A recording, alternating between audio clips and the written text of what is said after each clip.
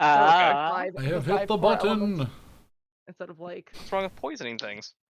I mean, poisoning thing's fine, but it just makes more sense if it's the 5 core elements instead of like 4 and then a weird damage type.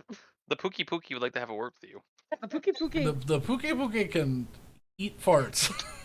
He probably does. Because I was gonna say it makes them. This is definitely how he does it. Absolutely. But hello, internet. We're Fables and Flumps, continuing our lovely D&D 5th edition. I really love that you had a loss of words monstrously homebrew. Monstrously homebrewed. Monstrously hunter homebrew. I would like to. No. I was about to say that was a great segue, and then slowly being annoyed by Monster Hunter shit all day.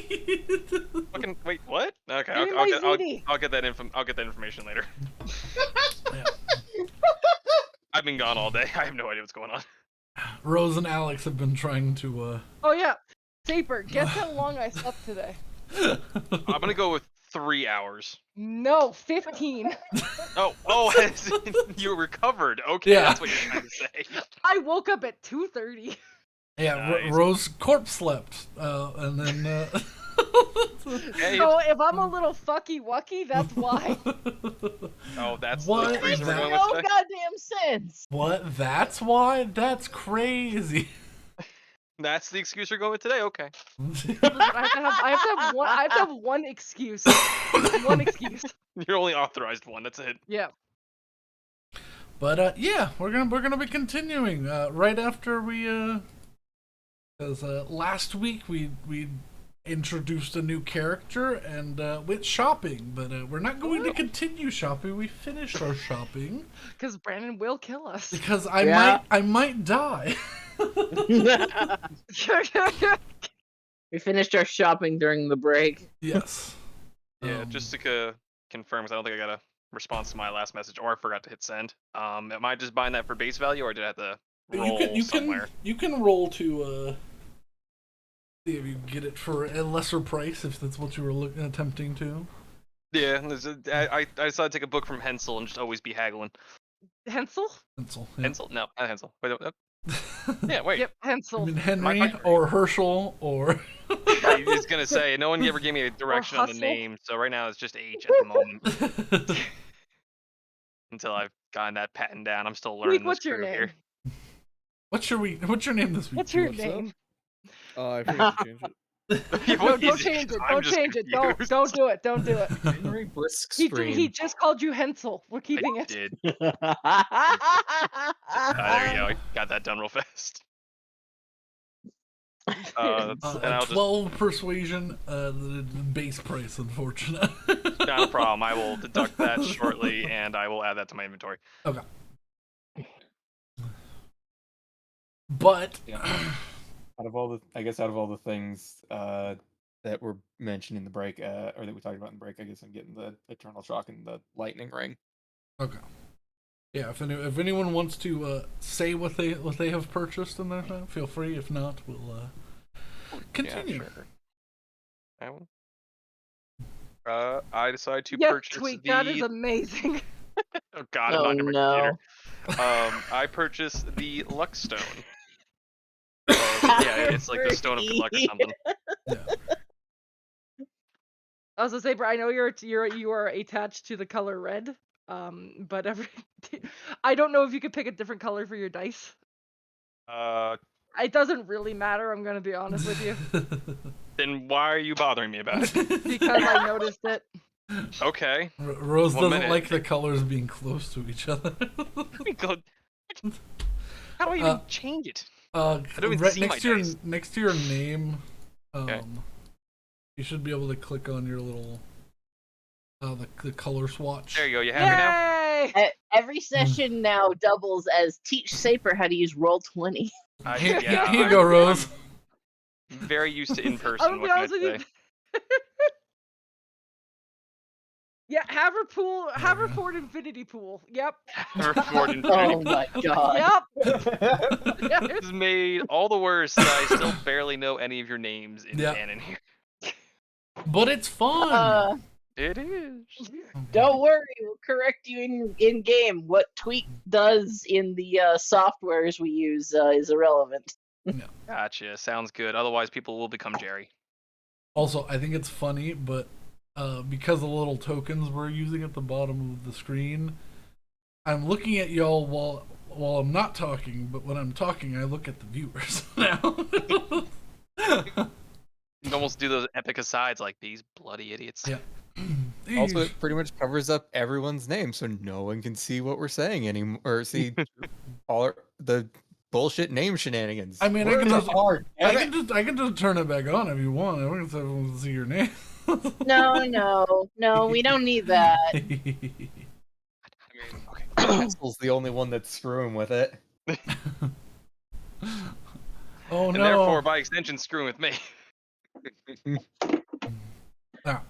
But yes.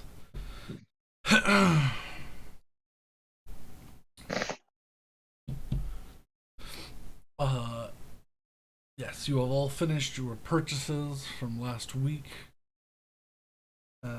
We can go over those later if need be, but you leave the store. It is roughly noon. The day is yours. You still had some things you plan to do in the city. What you doing next? When does Dragon Church happen? Roughly, you're not certain, but roughly about now you hear some bells going off. Go to Dragon Church. Take me to Dragon Church. So, Oh my for God. those uninitiated in the Dragon Way, why are we going to Dragon Church? Because Rose wants to go No, to not see a just Rose wants. sermon. Willow wants to check out the architecture, and Betty wants to see what the hell a dragon sermon's Not like. the architecture, the archives. I mean, they're in the architecture. I love every time you mess up and I call you on it and you scramble to find justification for how you're still not wrong. It's inside the building, so we have to visit. Pancake, please join us for this shenaniganery. Pancake I'm ice. gonna make a little pancake icon later so that I can. Pancake. Granted, I was just about to pull up Photoshop and start drawing. If you can make a little pancake and then one with the pancakes and then the other with the pancake slightly open. What does that mean? Like two of the pancakes are slightly separated, like a mouth, so that I can put it in the Oh my corner. gosh. Put googly Yeah, eyes. like little eyes. Yeah, googly eyes. Oh my god. Like Bergie from Game Grumps. I was gonna actually pay attention. No, Do the pancake icon later. Do the pancake icon later. Alright, hang on. Before I forget. Yeah, just add it to the channel. Okay. I also need to add Ivar portrait. Yeah, let's add that to the list of portraits you haven't done yet. Yep. I finished the boat finally, so now it's up to Brandon to I need to do get that inventory.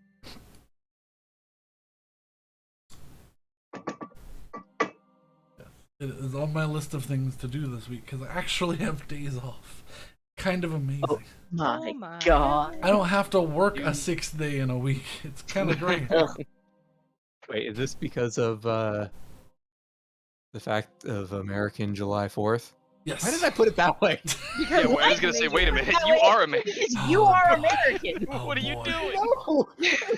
Oh no. Never mind. This I don't is want gonna- to. I don't... This is gonna be a weird one. Oh, I love it. I love it. Yeah. No. Okay, so yesterday was Canada Day, and of course we all said Happy Canada Day to the only Canadian. Why did you say it like that? I don't know. That's the problem. Because I love to be celebrating this January The 4th. American July 4th.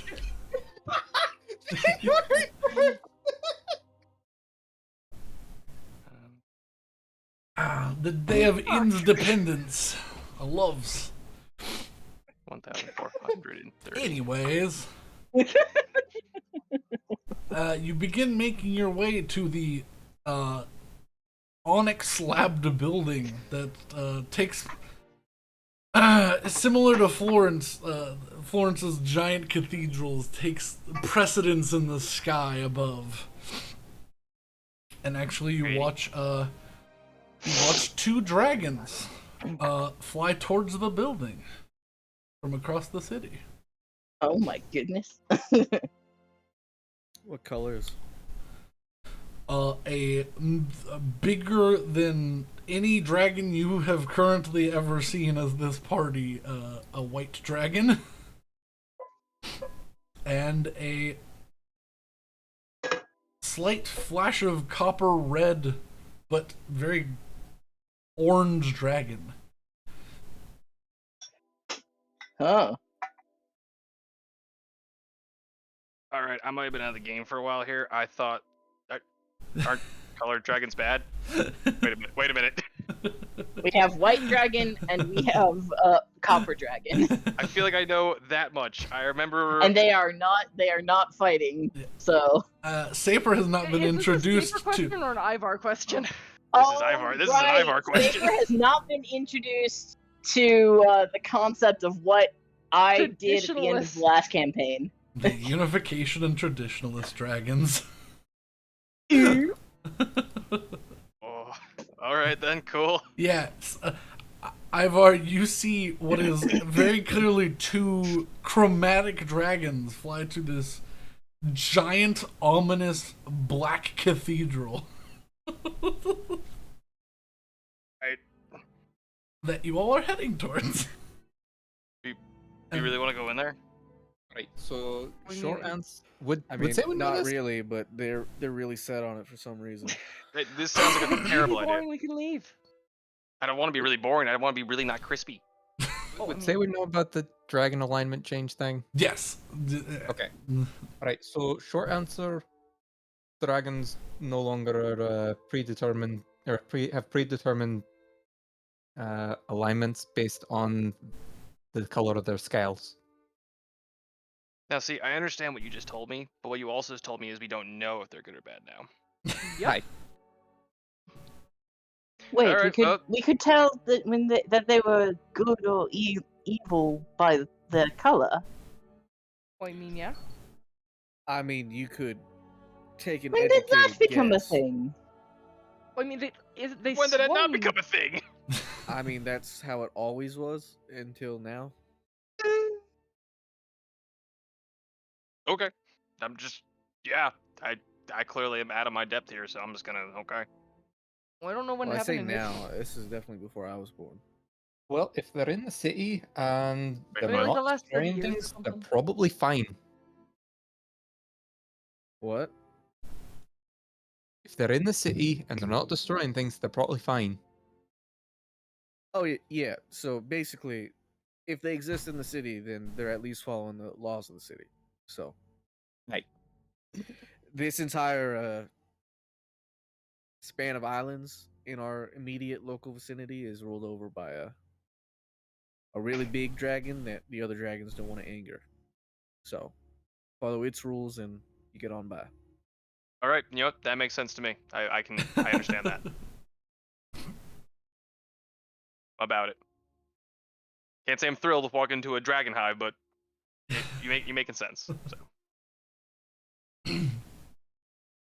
As you all get closer to this this side of town, walking along the riversides, you do see a slow convergence of Dragonborn and of the smaller brethren, the Telaka,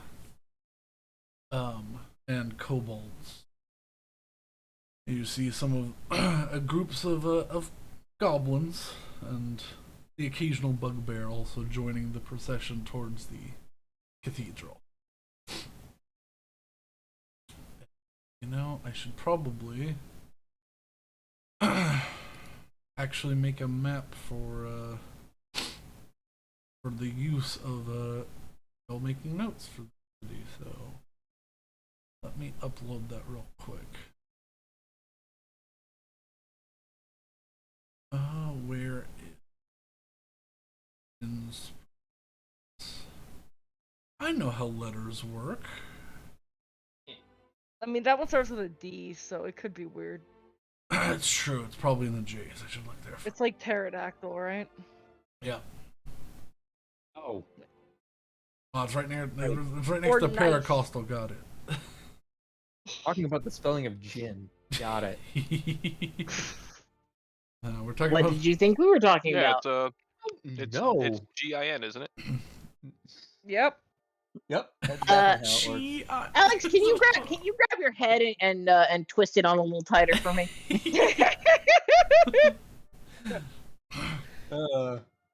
Wait, let's see. You know when the salt crystals get stuck in the salt shaker? Can you just like cover the top and Noise suppression. Will this pick up what I'm about to do? Oh no! Oh no, don't do it. Don't do what you're about to do. I know what you're about to do. Okay, I don't think it picked it up. I So heard a just- little click. Also, this is completely unrelated to anything, but I want to say this before Brandon gets the music up. Tumblr is now selling shoelaces.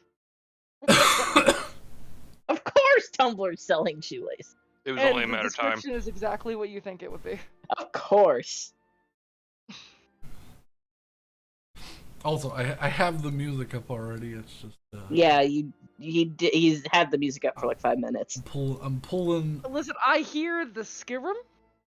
Yeah? It is a skirum. This is always the one that comes up. Why is Yeah? it always this one? It's just First one? it's like a playlist of like no, it's a playlist of like 10 songs that are all like an hour and a half long. So, you know. And I guess the suite of watching a dragon fly towards you across the There fields we of go. Skyrim. There we Except not in a go. bad way. Now we have a map that y'all can use. Hooray! What? Oh my god! It's so okay then. I was about to say it was pretty, but then I was confused. So you know. Okay. Would you say you're pretty The dog whistle hurt my ears too. Oh, is that what that was? No. No, No. that was literally I was me. mad! Oh, You know, girls can do that. We can reach octaves that are higher than men. What? And No especially- fucking way. Especially if you're if you're a practiced coloratura soprano. yeah, man, I'll do it. Those are words. I was about to make that joke. Yeah. I Man, I love can... The Sopranos. It's such a good TV show. God damn it. Actually, wait, hold up. I'm Right just there you go. Uncultured gonna speak swine. down here just to annoy everybody. What do you mean uncultured? It's about Italy. No, it's not. It's not. It's about You New want to hear something Jersey. funny? I've never seen any of The Sopranos. Oh, dude, it's It's actually like really everything else on TV, apparently. We should watch I'm it. gonna melt. Alright, just to dissuade this again. Alright, so give me this one more time. We're going here for the architecture and No, to see a the dragon. archives. Oh, archive. Why'd the bird say architecture? Because she's stupid. Noted. Okay. And then this was all out of Barry character. would look incredibly This now offended, fixes but my not question. surprised. My question was, how is the architecture gonna help us? I mean, it looks cool. The archives in their hands, I don't need to ask as many questions. So, No, we're going the, to. the green square, this internal section is actually the cathedral. It's that big comparable to everything else in the city. My When you lord, say okay. green square, do you mean the green circle? Green circle. Did I say green square? Yeah. did. Yes, you did. This green circle in these squares. I don't think I'm allowed to call the DM an idiot, so And it's not. No, You can. You can't just do it won't all be the time. playing anymore. I won't. No. y'all are coming from over here. Okay, wait. Oh, did you ping it? Just Little green. Oh, so thing. we have a ways Oh, to wait, go a little bit actually. That little green one? Yeah, big- that was you were at the little green one and have across the Oh, city. Okay. Done. Then okay, we are at the small neon green. We want to go to the large neon green. Yes, but Absolutely. it's a fair walk, but Uh, you'll have some time before Dragon's sermon starts. cool. Hey, who's still got the remnants of that dragon eye? Are we gonna bring that up? I mean, that's a- I believe I have it, but I Do mean, do we want probably to bring that up? not. I Alright, didn't think so. I'd like to point Well, out they my have understanding art. of what we figured out is it's not a dragon eye. It's a vessel that can contain something, and it just happened to hold dragon magic. And also, I don't want to get arrested. I mean, Because that's I what. don't feel like That's there's pretty- I don't why feel like I there's a lot of was people not. with that. He seemed pretty corrupt.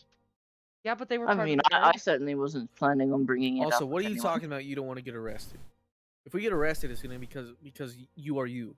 I But mean, I don't want to. okay, well, both Then parties have a stop point here. committing crimes. It's very simple. I mean, I'm not gonna do that. Then you're going to get arrested. No. It'll happen at Your some wishes point. are at odds with your lifestyle. Regardless, the eye shouldn't be an issue. I didn't think so. Just wanted to confirm. I didn't want to have it be brought up and be like, oh shit, we weren't saying that. But okay, yeah, sure. Cool. Yeah. Dragon Alright. Nibble. This is still a concept I'm getting used to. Oh yeah, Don't no, it's Don't like it. no, it's directly against your survival instinct. Oh, actually, you even said that there's like bugbears and cold. I would like to tuck away my my order symbol and pull my fucking hood up. Yeah. Actually, Yep. It's almost like the bees races are people. and it's almost like I don't kill these people for money.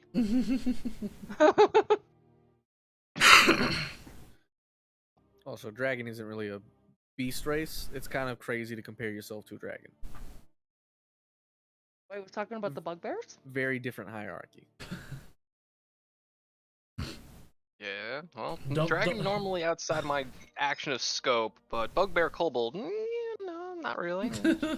That's negotiable.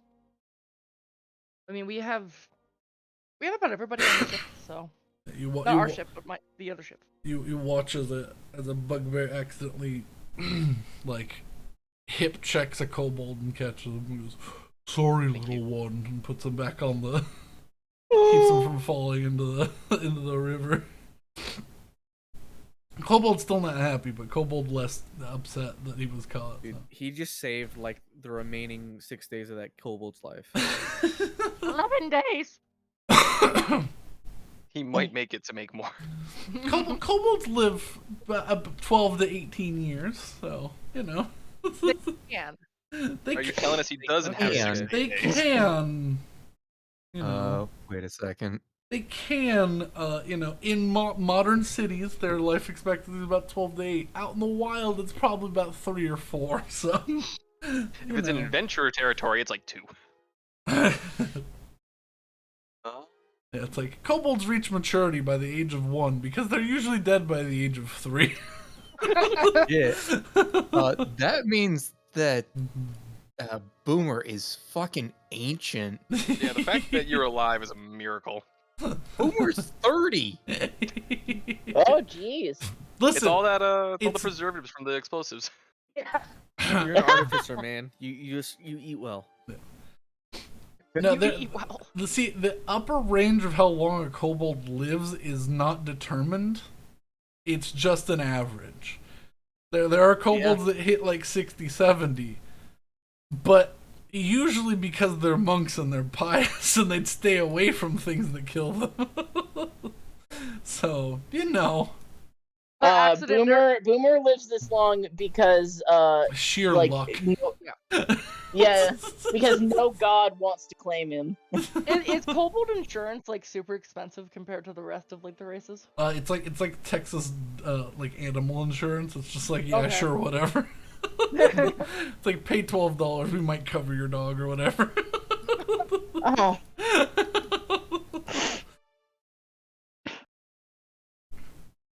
Anyway, we keep walking towards the cathedral. Yes. You will come to the giant main main street, for lack of a better word to describe a main street. Thoroughfare? Thoroughfare. It's roughly like 120 foot wide street that currently has Plaza? a plaza. Yeah, I mean it goes. It is Main Street. It is actually and actively the main street of the city. It leads to one of the only main gates that remain connected to the outside the plateau of the city. And you'll see the congregation slowly filtering in these massive doors. 4 sets of 2 double doors that sit on this front side section of this giant temple. 3-tiered cathedral that ends with a large clock tower with a almost life-size like chest and neck and head of a giant black fierce-looking dragon coming out of the top of the clock tower.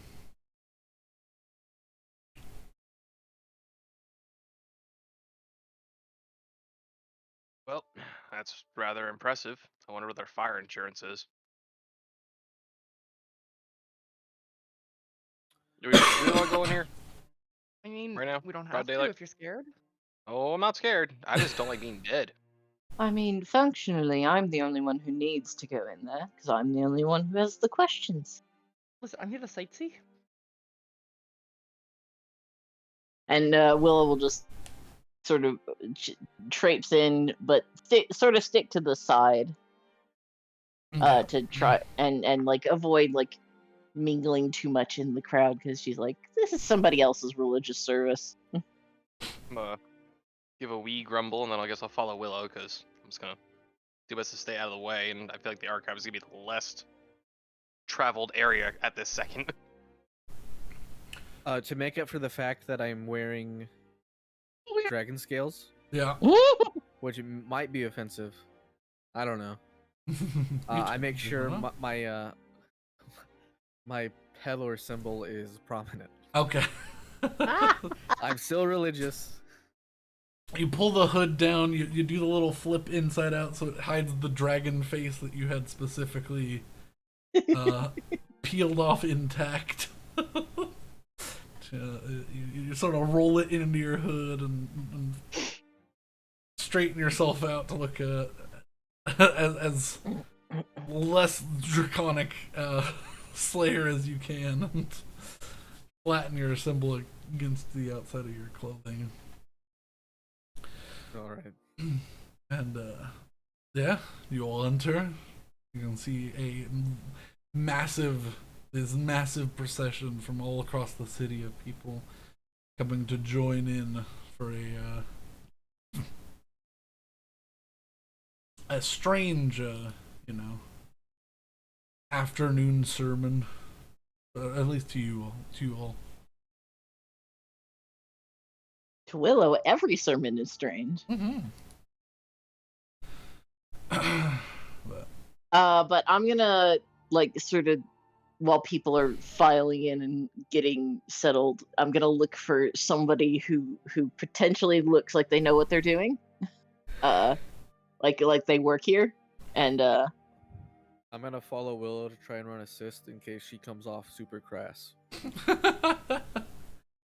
Alright, you do see there's at least one person dressed in what looks like scaled robes, sitting by each doorway.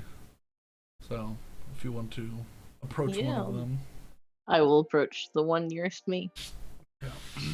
Yeah. A young half-dragon man with violently golden hair and similarly golden eyes. You approach, and he kind of makes a gesture for you to enter. Oh, I'm not here for the service. But I was wondering, do you all happen to have an archive? He kind of shakes his head again a little bit and goes,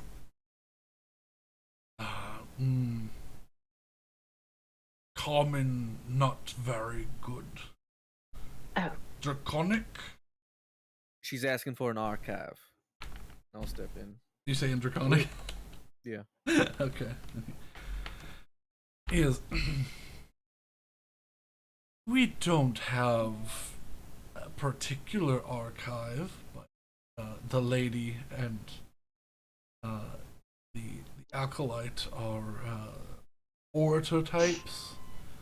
They know much of the history of the world. Anything that you need or require from them, you may ask them. But we recommend you wait until after the sermon is concluded. I will translate. Hearing the words "wait," Willow will be frown slightly, but accept that and move to a spot in the back where she is unobtrusive. No. And this is I don't know if any of you have been into like a like a proper like Italian cathedral that looks like it could hold like several thousand people. Not an Italian, but a French one. French is also acceptable. Ukrainians, all yes. Anything that just a massive building that looks like it could hold like several thousand people, except for on the scale of dragons. So this building looks like it could probably hold. As you enter, you realize how minuscule you all are. There are benches of all different shapes and sizes for different creatures to find comfort in, and the backs of this sort of alcove as you enter have chairs that sit roughly 8 feet in the air, and you see 2 fire giants sitting on them, waiting. Seemingly the only 2 people that are in there of that size. Actually, I do want to ask one of the people how long the service is, like in total.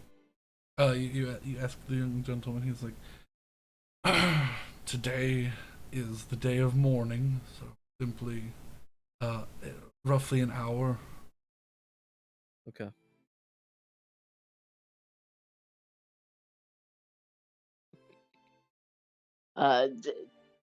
What did you ask? How long this thing runs? Oh, and the answer? An hour-ish. Oh, that's reasonable. But you find some appropriate seats towards the further side of the cathedral. Are there any doors around so they lead deeper into the place? Make a perception check. Certainly. Oh, I've got the hiccups. Excuse me if that's coming up on the mic. No, you're A 21. Fireworks here. Oh, we've got a very perceptive one here. Mm-hmm. What's your investigation score? Or investigation modifier? Just Plus out of 4. curiosity. +4? Yeah, +4 at the moment. Okay. That's only because it's not. That's only because it's not proficient. We might throw you this helmet here after the yeah, service that's is over. not bad. All right, I'm not continue. really a helmet kind of person, but all right. Anyway, yeah, I was looking for any more doors. You do see a couple of doors that look like they're currently closed, but what languages do you speak actually? Elvish and Common at the moment. Okay. There is. Oh, you speak Elvish, huh? There is some elven signage accompanying 5 other languages. That one says there's a much smaller door, roughly human height, about 8 feet. That says lavatory, and then another that says 2 upstairs. The one that says 2 upstairs is much bigger. It's another one of the 40-foot tall doors. Well, I don't think I'm gonna be able to slip into that door very much unnoticed.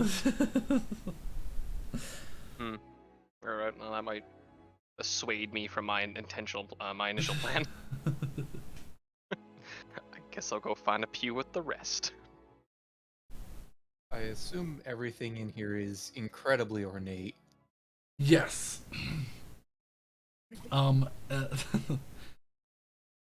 Imagine like the roof of the Sistine Chapel, but it's carved of this milky white and black marble, and it's like a huge relief embedded into the ceiling, depicting from the far side of the room the equally timed dual births of chromatic and metallic dragons coming across to the first battle of Tiamat and Bahamut, coming again to the separation and sort of spreading of dragon kind into multiple different types. And then directly above you all towards the end is the final battle of Tiamat, with Bahamut standing upon her and her being thrust into a hole and falling into hell. It's just this massive black and white relief that goes across the entire ceiling, depicting several battles, and then several, you can see as you look along the sides, several other small battles are depicted in small alcoves. The history of dragons is very violent. What? Like, Oh, let me shocked. What? I'm gonna lean over to Willow. So, do we want to make an attempt to go upstairs, or are we actually gonna sit here and wait through this? I mean, I don't see any reason why we have to rush. It's not like we're under any sort of time crunch. Fair. Well, based on what he was saying, I assume whoever's giving this sermon is the one that you'll be asking your questions. I was still banking on a book. Oh, but really? You're probably right. I didn't pick up on that at all, but I guess second-hand information is a bit dodgy at best. I mean, they might know. You don't know. What did he say? The lady and the acolyte? Yeah. Mm-hmm. Yeah, it definitely seems like there'd be people involved in what's going on here. So, probably in the room at the moment. A hush begins to come over the room, sort of starting from that side, and you can see this room is shaped almost like a T. With the long, you're sitting in the long section now, and there's a dais on the other side, and on one side, to your right, towards the front, there's just a secondary alcove that you can't see from your position. Mm-hmm. But you all begin to hear the heavy thump and clack of a foot and then claws hitting the surface of marble. And then a second pair of feet. Smaller, lighter, but definitely imposing enough that you can feel it reverberate through the floor. And you see the craning head of a massive white dragon with this beautiful almost crown of 2 long silvery brown horns that come and almost curl to the point where they almost touch in the back, about 10 feet or so behind her head. This massive dragon just barely fits in this room. She ducks her head under the archway of these 40-foot tall doors and comes in. You can tell she's making an effort to be gentle and slow and methodical in her footsteps. She comes and she curls along the back wall of this dais and sort of lounges down and crosses her massive dragon hands in front of her and pulls her wings back along her back. And for something that you all have never seen, you see a bright orange, like violently orange dragon with a red layer of spines that go down his back and 2 sets of horns on each side of his head that sort of curl wildly like an ibex. Mm. He does not have as much poise or elegance. He sort of clambers down and around. He is roughly a quarter her size. Still a massive dragon, but definitely not ancient. Much, much younger. Goodness gracious. What color did you say the first one was? White. Okay, what I thought. Yeah, not silver. Definitely white and almost like flecked with like quartz crystals. Ooh. So she like glitters in the this warm light, and now you're realizing as you're walking in here,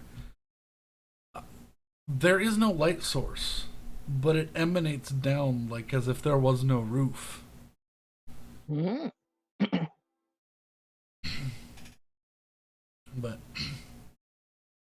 he sits up towards the front of the podium, or the dais.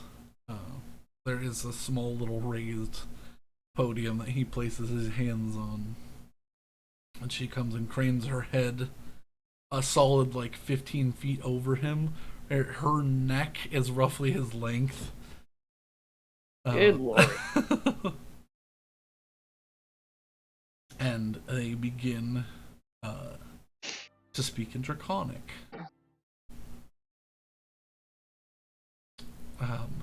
They say a few words. Hessel, you understand. They are giving prayer. Betty also speaks Draconic. So you all hear this first in the first passage of them. Primarily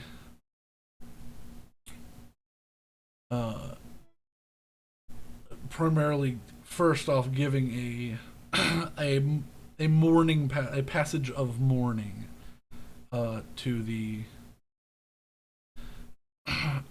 dragons that were lost in bloody battles beforehand, and the misunderstanding of dragons and dragonkind, but also giving thanks to Bahamut for relinquishing his hold and his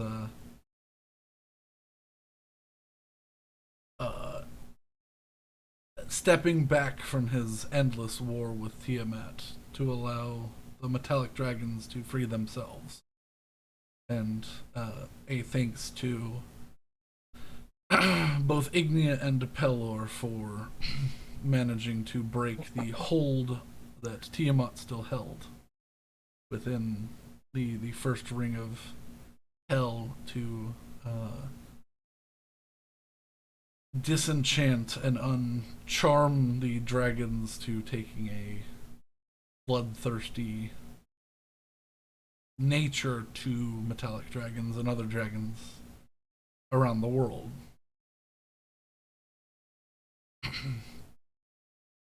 Big ups, Peller. Yeah. then they continue on to a much happier passage of thanking certain deities alongside Bahamut for their dealings in finding them newfound freedom, and also mentioning the if it were not for the Savior and Black Stars, they would not be here. And then they repeat the passage in common. And it's strange to be roared at by two dragons for roughly 10 minutes, and then them switch to deep, albeit deep, but much gentler tones. It's almost unnerving. But you all sit and take in this sort of this small passage. And then there's a moment of silence. And this repeats. They sort of read a passage in Draconic, read a passage in Common, or, well, recite. There's seemingly no paper or anything of written language in front of them, but seemingly all through memory, whether practiced or if this is a new passage you do not know. But small stories and tales and happy stories, happy events from the dragon side of the world. But you all sit through about 5 or 6 different transitions between Draconic and Common before they raise their claws and everyone begins to stand, and they bow and they say, maybe the seven-starred sigil and the oh gosh, I forgot what, and the Savior and Black Stars be praised. And everybody rises, takes a bow, repeats, and then the doors open. What'd you say, the 7-starred sigil? And the Savior and Black Stars. Yeah, Okay. the seven stars sigil and the Savior and Black Stars. If anyone is proficient in religion, you may make a check. If you do not have proficiency, you would not know. And not Willow. And not Willow, unfortunately. Not Ivar, maybe too. Yeah. Well, Willow might know some if she's practiced in religion. I'm not proficient in religion. Okay, though, then, so. yeah. Yeah, nor am I. I only have advantage when it comes to phase, fiends, and undead, and that's it. Yeah. How about proficiency in history? Oh, well, that. What history? I do not. I also don't have that, so. I have history. A whole 8. Mm. Castle has history. Yeah. Okay, that's better. The 7-star sigil is one of the names of Bahamut. Oh. Okay.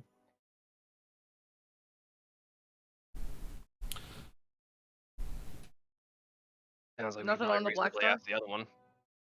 You do not recognize the Savior and Black Stars. You do not recognize that.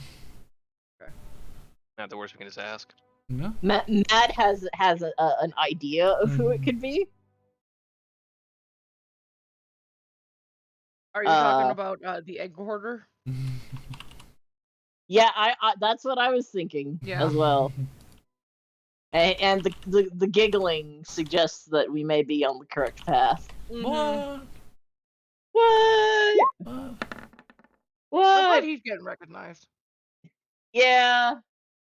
And Brandon just responded to a question that I like a rhetorical question I had asked, which suggests to me that we were in fact correct. well, we'll see.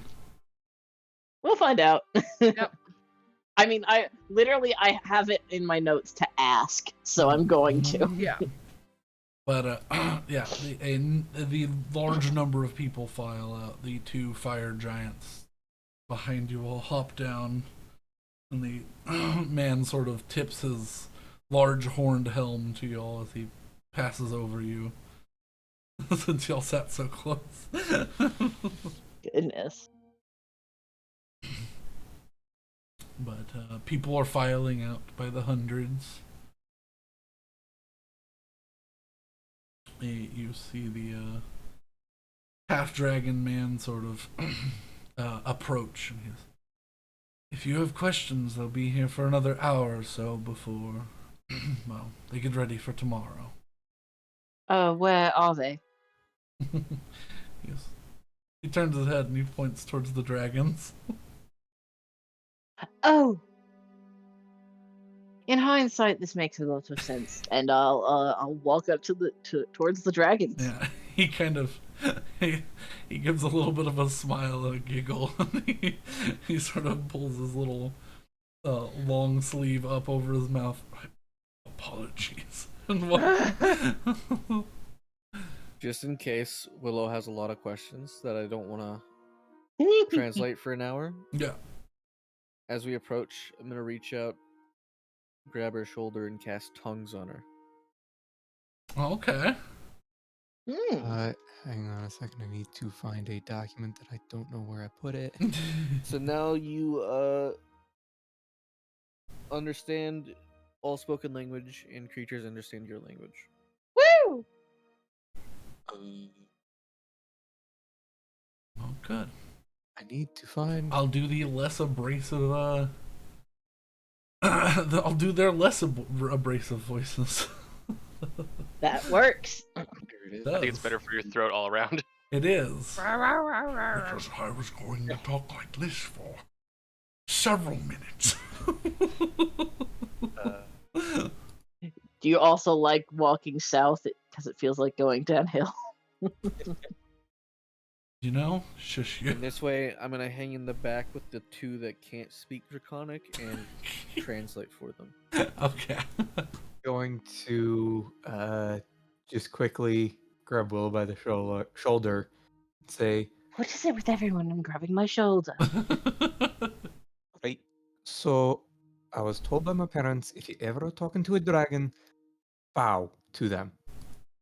It'll make them happy. Very well. I wasn't intending to, actually. Good, you're on the right track. While that might be the case in a lot of places, this is a church. I feel like a lot of the grounds of religion are that we're all equals under the same God, so that might not hold up here, but you can try it. Hessel, you know most religions in this world. Pelor is much more forgiving. Most are not. Most religious scenes are not so open and accommodating. Still, there's a lot of procession that goes into these things. So, Anyways, I'm going to continue walking forward to the dragons, and I will do the traditional autumn court bow of a full, just sort of a half waist bow with a hand splayed over my the right side of my chest, which is where the heart is. yeah. If you're from backward land. backward land, yeah. What a fine place. What a great place. Real fast.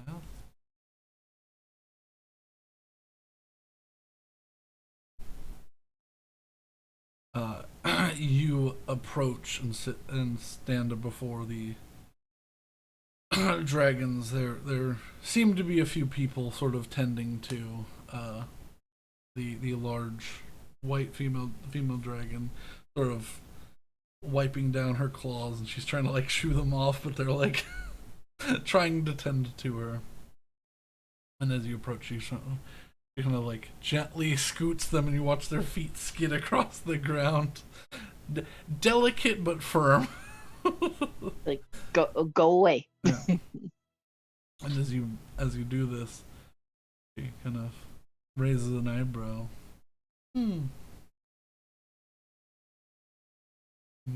From Mithrandane? Yes, actually. Welcome, my child. You've traveled a long, long way. Far longer than most, I fear. Seeing how most of my congregation lives in the city, I would say a dimension or so is quite far. You have a query in your eye. I can see this. What do you wish of us? And the much smaller dragon, standing probably about 15 or so feet tall, sort of leans down, and you feel like a hot air of breath on you. And kind of just looks excited and does not say anything at the moment, but What I have to ask is fairly trivial. Just bits of questions that perhaps two such as yourselves may be able to answer. he kind of smiles. Just, if I do not know it, this one will certainly. And she kind of gestures over toward the orange dragon. Do you know who carved the runes of the waterways here? I was studying them, and they were fascinating.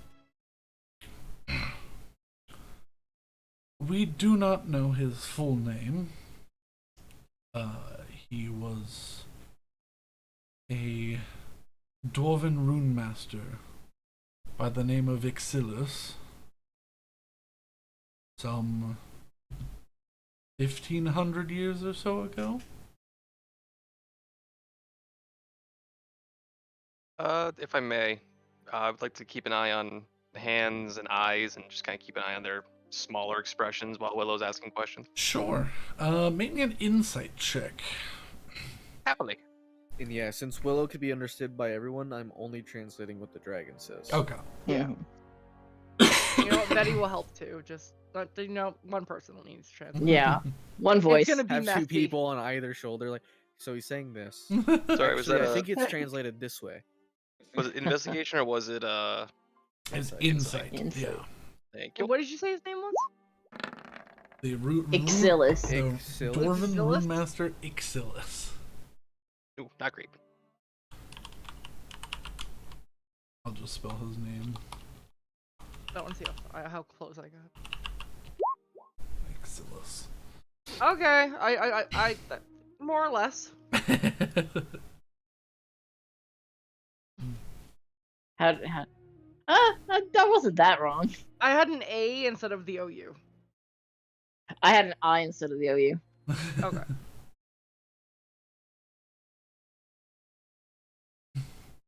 But the younger dragon, the orange dragon, kind of. He is. I mean, I don't want to be rude, but introductions, ma'am. My apologies.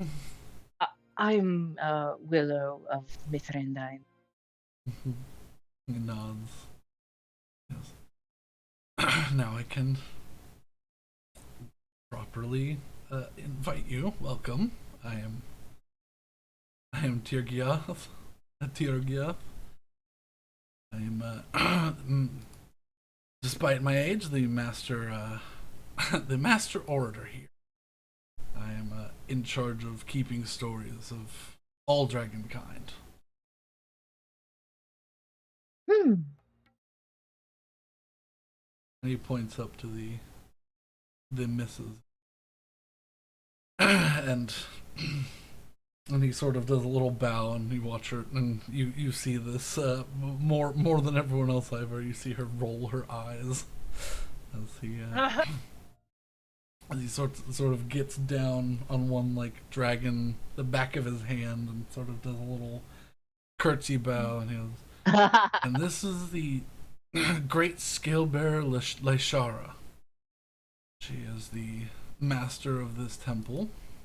And, well, one of the major powers in the city. She kind of, he watches her tail sort of whips across the back of his. She says, I am no sort of ruler. I simply am here to make sure that all peoples in my city get along. And he goes, with your great power, ma'am. A quite noble pursuit. Honestly, Betty would probably just like laugh out loud.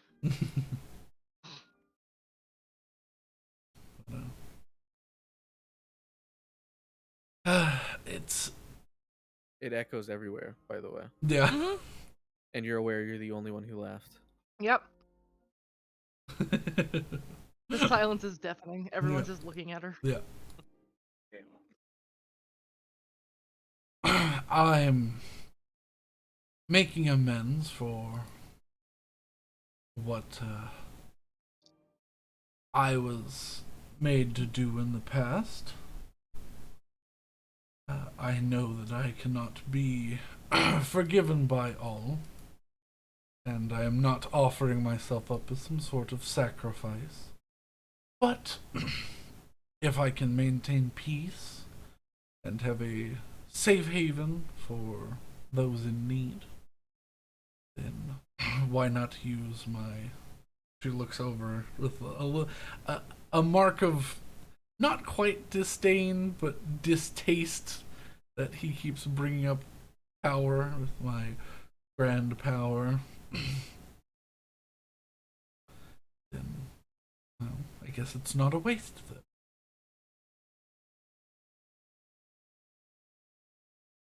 Well, I believe that the only proper use of power is protecting that which you hold dear. And if peace is what you hold, then so be it. She leans down on her shoulders in the sort of lounge position and places one palm and dragon claws over the other, and rests her head on her little hand pedestal and gets a little closer to you. Yes. Something about you is very familiar. You have an air about you. Her tongue flicks very snake-like in the air.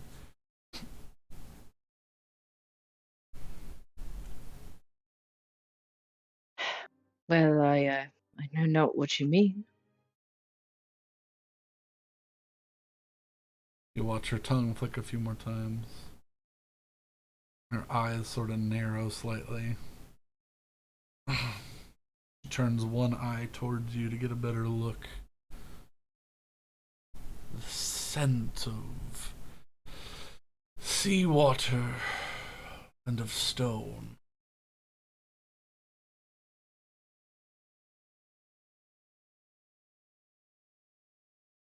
And her eye narrows over across to Ivar, who's standing towards the back. Him as well.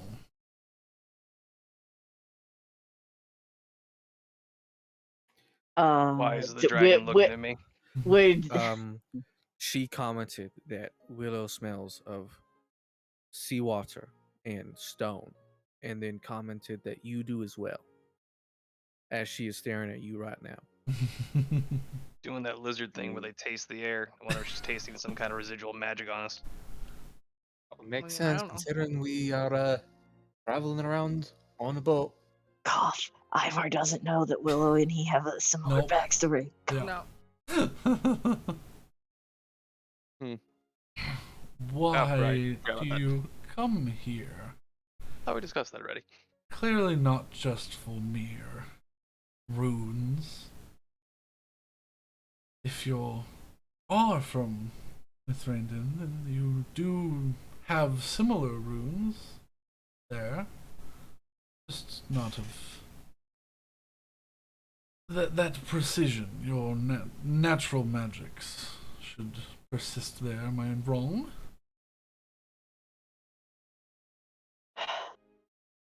If you are wrong or right, I do not know. I've not been home in some time. You've never seen such a big eye get so close and look so conspicuously at you. You feel like you can see your own reflection in her eye get smaller as this 10-foot orb becomes close to you and narrows. You see the pupil tightens a little bit. You're not from around here, and I don't mean from the Feywild.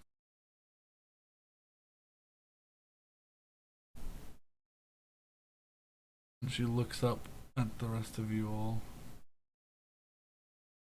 And she looks back down at Willow. And she closes that one eye, and you hear in your head, in Sylvan, how long have you been gone for, child? Thinking back in Sylvan, I'll just respond.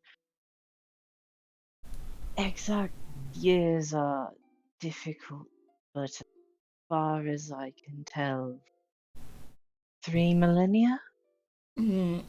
You feel the thought of choking. almost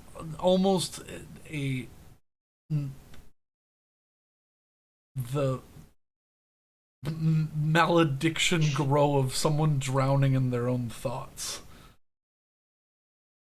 She sort of Does she actually cough in real life? No, she does not. She does not move. Okay. Her eye simply closes for you all. Do the others in your group know? They have, for the most part, an understanding.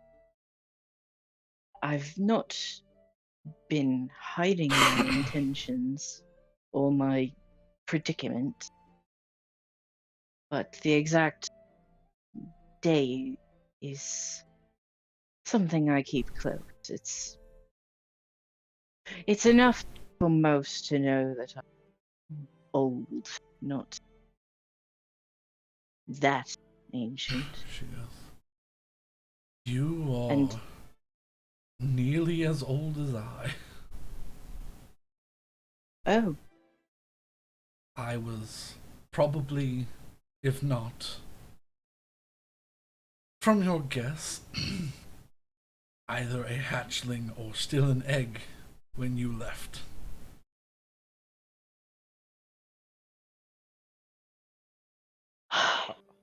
Just to keep y'all posted, they did stop at an awkward place. They're kind of just staring at each other. Yeah. Yeah, the room has I fallen. did not silent. mistranslate. They just kind of stopped. the I mean, one it who looks does like- not know is the other one who has the smell of stone and seawater. His is much more fresh. I will keep words in avoidance of this subject for now, unless you deem otherwise. My thanks. He He seems to have been freed earlier, but seems to carry the wound more freshly than I. I'm learning more about that. The day progresses, but it's still new, my interactions with him. Kind of nods. And she looks around the room. And you hear her bark in a language that you don't, none of you recognize. And you watch as all of the acolytes and the half dragons and dragonborn that were attending sort of all look Willow up, would understand. give a nod. Oh yeah, Willow would understand. She says, "I need some privacy. Please give us a moment." Oh. Willow's sort of gonna look back at the group for a brief second before like facing forward again. How close is Willow to like the group? Willow's in front by about 15 feet. Okay. Um, But Betty's just gonna walk over to her, whisper into her ear, and be like, "All right, just don't get us killed, please." give me 1 second. I have to go pee terribly. I'll be right back. No way. No problem. Also, I'm pretty Bet- sure Ivar knows about Willow, right? Because of the whole. No. Like... No. thought we discussed Willow something did at not the, say. Saper knows about Fair enough. Willow because Mad told Saper. Alright, Ivar does not know because Willow Well, ain't to be clear, said what was shit. discussed, you are both interested in the masked lady. Yes. Ivar So, is the only one who has said that he was one of the Stonemen. Willow has not said anything. That's fair. I'm gonna apologize right now. Could someone give me a TLDR of the conversation? I kind of checked out. Willow is as old, if not older, than the ancient white dragon that she is Basically, the currently. dragon's like, "Hey, I know you smell like seawater and stone. Also, you're probably one of those people that was turned to stone, aren't you? Yeah, you are. Okay, cool. Can we have a private conversation?" And then she was like, "How old The are end. you?" And Willow gave her the best guess, and she like did the telepathic equivalent of spitting out their water. Yeah. I do imagine that Betty's just been fiddling with like gold ornaments this entire time. Yeah, you guys probably watched for like a good 5 minutes, just a staring contest between this tiny elf and this gigantic dragon. I have to tell you how hard it is for me not to steal things from this place. I would steal. recommend against it, but you know. I know, but I Especially not want with the to. dragons right there. You do you. Also, in y'all's perception, she closed her eye for roughly 10 seconds. So that whole little mini conversation was just like a really long, awkward pause for like silence before Yeah. she made that little guttural like squeak at Declaration of scram. everybody. Yeah, but you watch as all the doors close to the outside, and the acolytes file upstairs.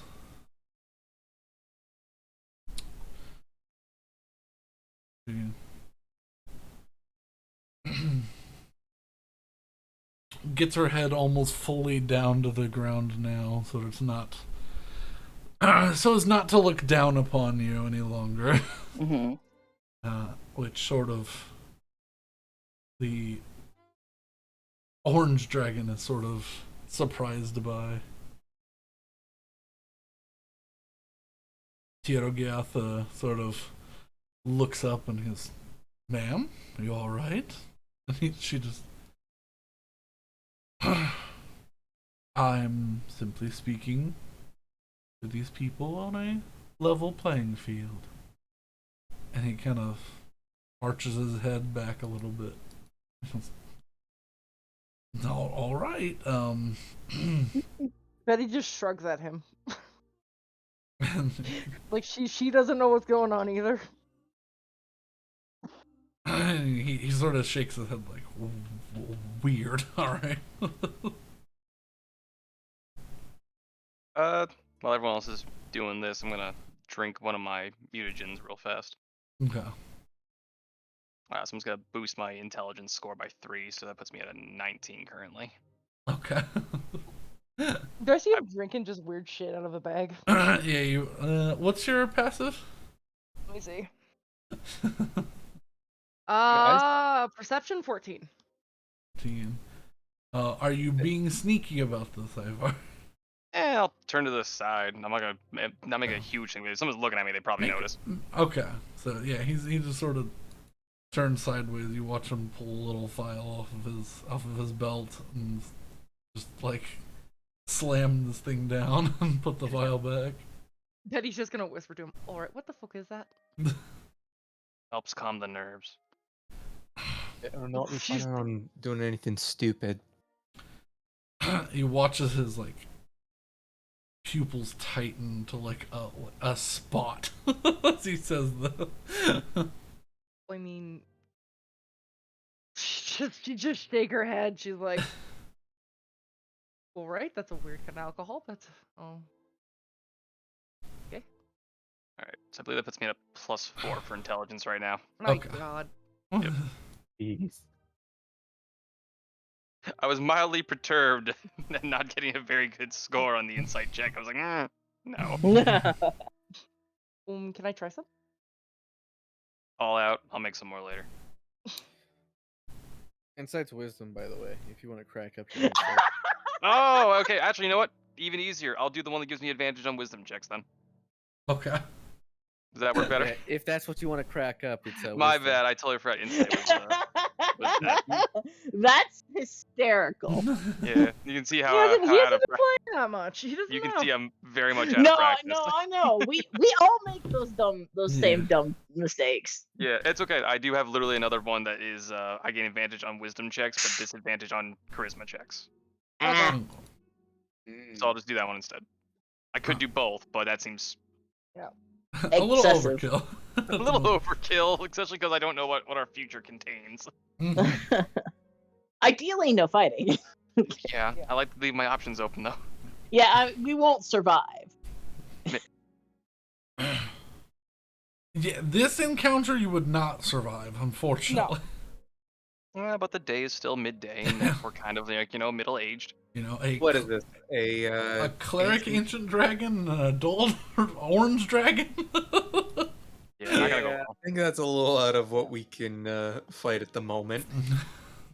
So yeah, I'll drink this and go continue my vigilance for smaller movements and activities and What's the glean most information. like fragile thing I can like tootle with while they're talking? There are I'll do- several like little like wall sconces that are made of these Uh-oh. long gold chains.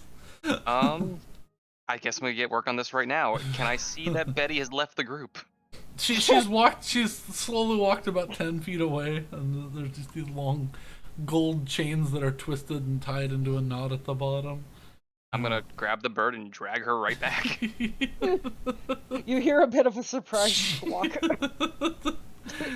Her fingers like go through the gold cords, and then you feel a hand on your shoulder, Betty, and it just shing, pring, prung, prung, as they like tap the wall and like a discordant chime.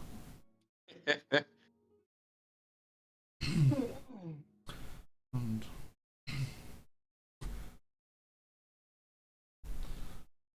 Not taking things today. you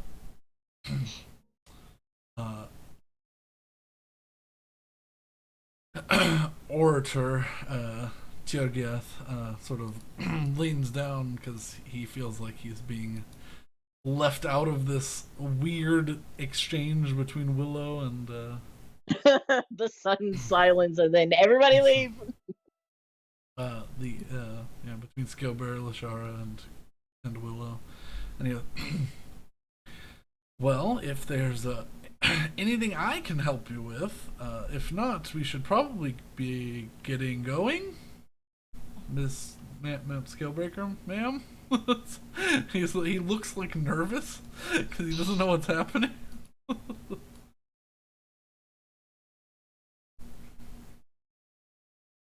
I just look to Scalebearer Leshara.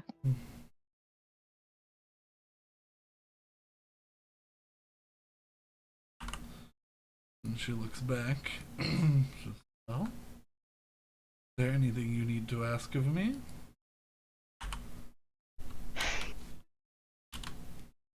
Have any mysterious disappearances or sudden petrifications occurred here that you know? He goes, no. We have not had such an incident for the last near, I would say, 100 years or so. At least around here.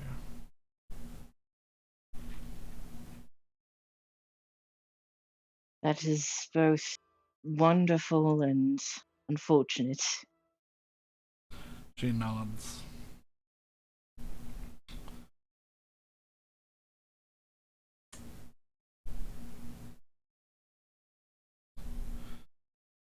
The one. Oh, go ahead. Yes, the one that you seek hasn't been seen in a long time. But we fear her survival may be more possible. Are she saying this in Draconic, or is she saying this in like the? She's saying this in common now. Okay.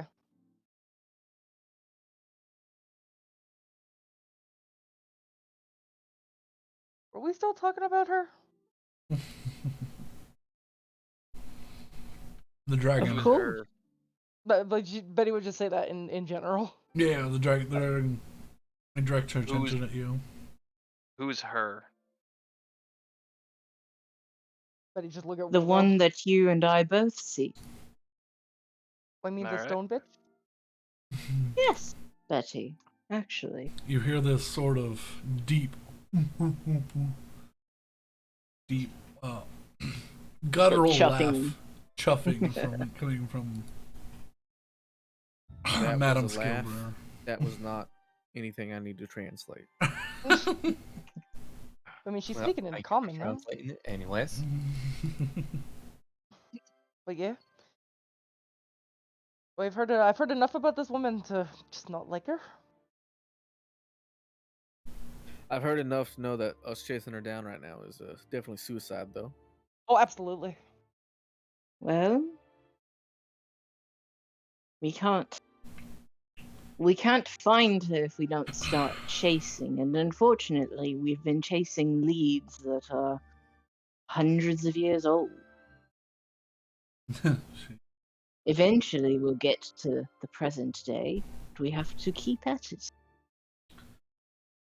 I mean, how old is the newest stone person? Is there any promise that she's still active? The dragon looks up. There is no promise that she is still around, but we have heard of some mysterious sightings. No new stone people. The last one of those is nearly 150 years ago that we can confirm. How old are you? I gesture. To who? Oh, to the dragon? She is. No, Ivar. Ivar. How old am I, or how long was I stoned? Is that the question you're looking for? Second one. Sort I of mean, the I same guess both. thing.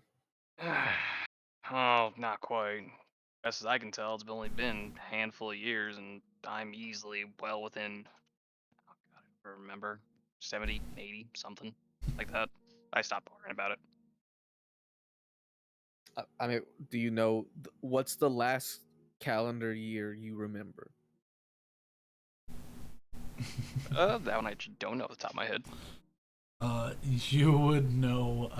Let me see. The different calendar. It is a different calendar. Well, almost Yeah. everything will be a different Yeah, I calendar, know. given that we're on year 31. Yep. You're in the 6th era, year 31. Ivor, as far as you know, you were from the 4th era. Oh. Okay, Oh! so very long time, Wait. very long time. Wait, what era is it? It is Six. the It's the 6th sixth era. The Year 31st 31. And I think- year. This era is called the Reconvergence. And I think Era 5, if I remember vaguely some of the dates on the calendar last campaign, I think it was like nearly 15. 2,000 years. It was Yeah. like 1,500 years. So you're The previous era was because the 4th era was the longest and the 5th era was sort of But we the started in the era. returning of things to If I remember correctly, the calendar in Astrophilina is different from the global Yes. calendar, right? Yes. Yeah, that's true. Well, Yes, we have like After- 8 different calendars. Yeah, After a that's true. slight This world number has a lot of crunch. calendars. Wait, if Astrophilina is the global leader, why are we not using their calendar? well, they're not, but you know. I mean, they are technology-wise, but they're not like. I think the issue is that the place called Diaboro was the global leader, and then Diaboro exploded by Yeah, put he putting died so Barbar long into ago. itself. It's like, come on, get over yourselves. Listen, if a nuclear apocalypse happens and that's where society was, It's like, we imagine don't even use the wanting to calendar for go that place there. It's anymore. like going to search a dead place. Come on. Yeah. Well, I mean, this exact thing happened when Rome fell, when the Roman Empire collapsed. Is like the entirety of Western Europe like shut down for 3 centuries. Yeah. So after a quick number crunch, I'm gonna have to rectify that 3 to 5 year marker. It I turns think out I the might 3 have to been. 5 years is how long you've been not stoned. Yeah. Well, that was not what I was under the impression of. So I guess I really never bothered to ask or check. I was too busy trying to find a freaking trail to follow. How old does he look biologically? Ivar? The mid-30s. Okay. Yeah, he looks like Drink a a lot of mid-30s tea. human. A lot of tea. But So, yes, After the 5th era lasted roughly 150 years, and the 4th era lasted almost 2,000. So, So a bit longer than I originally anticipated. Now that you've asked me this question. So from Will's just gonna from turn what you're and look back at you with understanding, pity. from what you understand on the Mild internal panic attack. yeah on the verging edge of somewhere between like 300 years or so, maybe a little less, maybe a little more. You're not entirely certain. You weren't the best with keeping track of time or dates. Never before. really. Yeah, it's not something I really cared about. So yeah, we're gonna go with that. Like 300 issue. That explains a lot. You watch the dragon sort of draw a circle in the air. You watch a glyph form, and she kind of holds a finger up. You need to reset your emotions. I'm gonna pinch the bridge of my nose for a few seconds, close the eyes, and just be like, no, because that really honestly doesn't change anything. She gently releases the calm emotion spell in your direction, Ivor. Really changes not a damn thing. Do you accept the calm emotions, or do you fight? Do you need a reset? No, I think think I'm good. Think I'm okay. I think realistically, I would sit there have that mini panic attack and then be like, honestly, this changes nothing other than the fact that this is just gonna take longer. Can you make me a charisma saving throw, please? Happily. You're not gonna make it. There's no way. Is he beside Benny? Don't you have disadvantage too? On charisma checks, is saving their counts. Yeah. Okay. This is Okay. saving. By the way, you have a +4 because you're beside Betty. Oh, Yeah, do you I? are beside Okay. Benny. Let me roll that first. Then we'll add a 4 to it. So 17. 18. Right? So +4, that's an 18. No, that is not a save. Poop.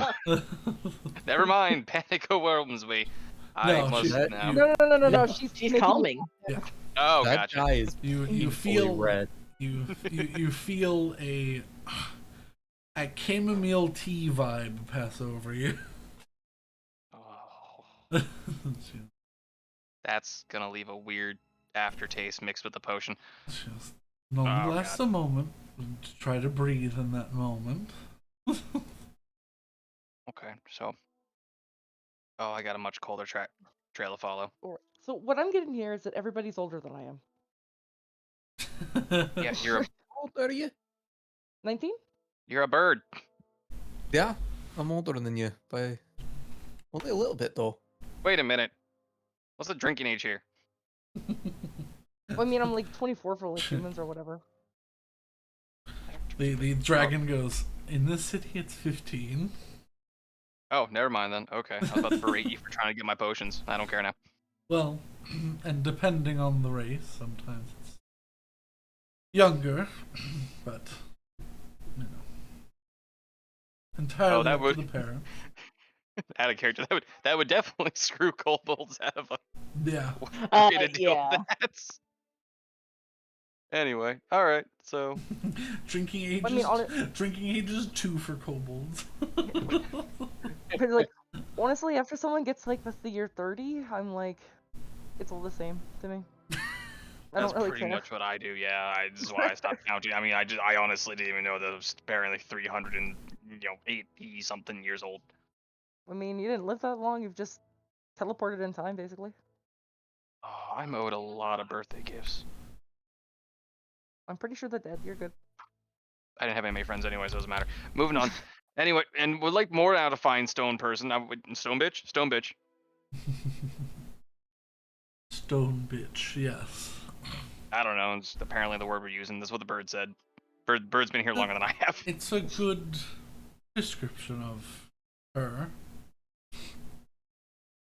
She is Pretty not. Will just Rendula. nods. She's not the most kind creature.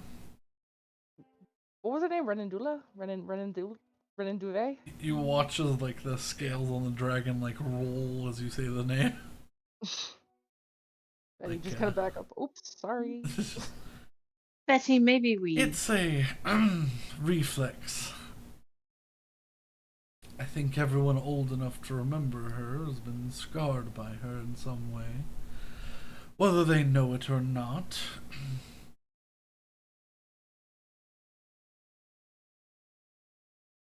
We'll just call her Stone Bitch. How about that? Some bitch is good. Well, getting back to the topic at hand, I think Willow here is correct. While we might not be able to take her right now, having at least a trail and nowhere to go would be nice.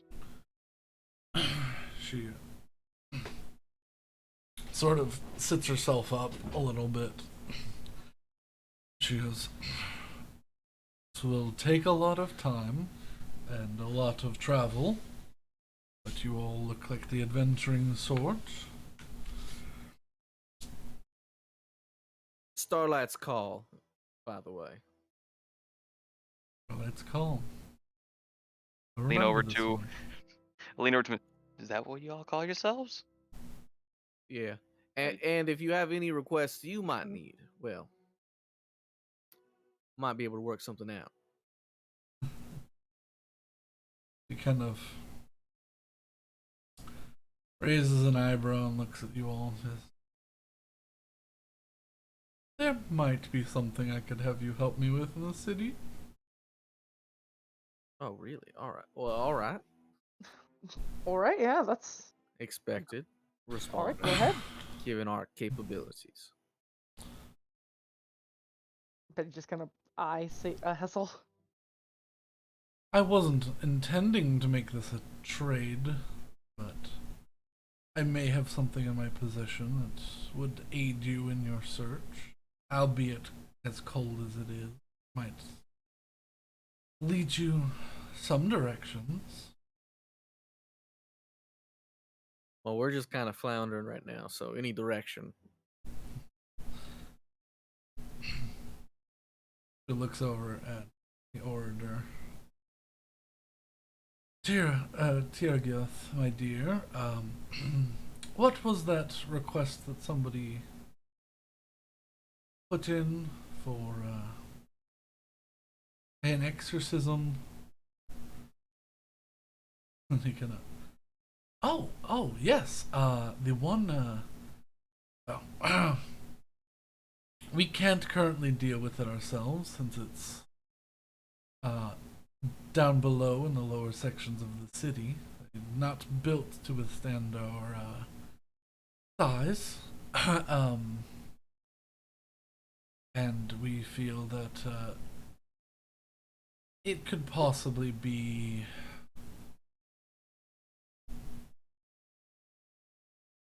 a nefarious attempt, so we were just going to ignore it. But Now, when you say exorcism, are you talking, someone's possessed, they need to be cured, or do you mean like there's a location that might be haunted in the... you watch him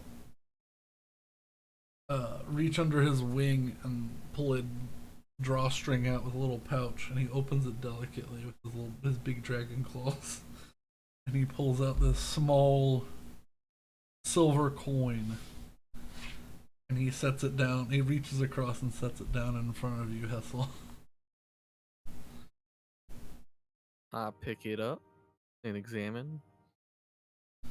I believe I'm still standing next to him, and any chance I could take a look at it as well? Yeah, both of you either make perception or investigation check. Okie dokie. This isn't anything Fey, Fiend, or Undead, right? I'll say it is related to undead, so yes. Yeah. Okay, I have advantage on my investigation check then. Actually, can I do a divine sense? 18 for mine. You lay out a divine sense, and the coin does give off an essence of undead. 21, he got it. Well, that thing's hella haunted. Hassel, as you pick up the coin, you immediately are struck inside your head with the vision of a gaunt-looking woman. And she sort of looks you dead in the eyes. She is, I've built up enough strength to manifest. Could a clergyman come and let me rest? Then the vision fades from your mind. Okay. I understand the nefariousness now. Definitely seems like probably a trap. Ivar, you, just from your natural alignment to detecting these sorts of things, and your close proximity to it, you pick up this scent as this sort of pulse of energy comes from the coin of of dust and limestone that reminds you of a banshee, but not quite.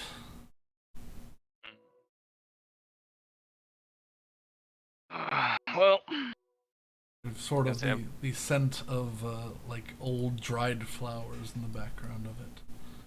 okay. I will happily relay this to the group, and that's a banshee, but something's off about it. The scent of old dried flowers could be a hint to either its location or possibly something that's attached to it, I would assume. Can I compare this to any other haunted objects I may have on my person? Yes, make me a religion check, Betty. Oh God, Betty.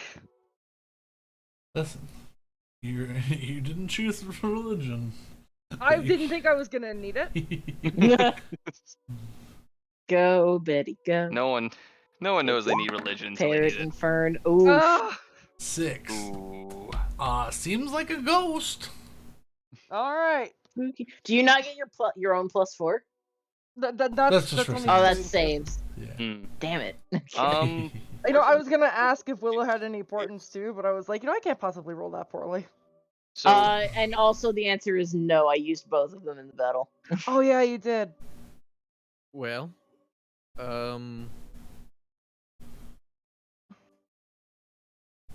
it's definitely real. We can at least gather that much. Can I get advantage because I have haunted objects? I'm only No. asking this. Okay. Who turned in this coin?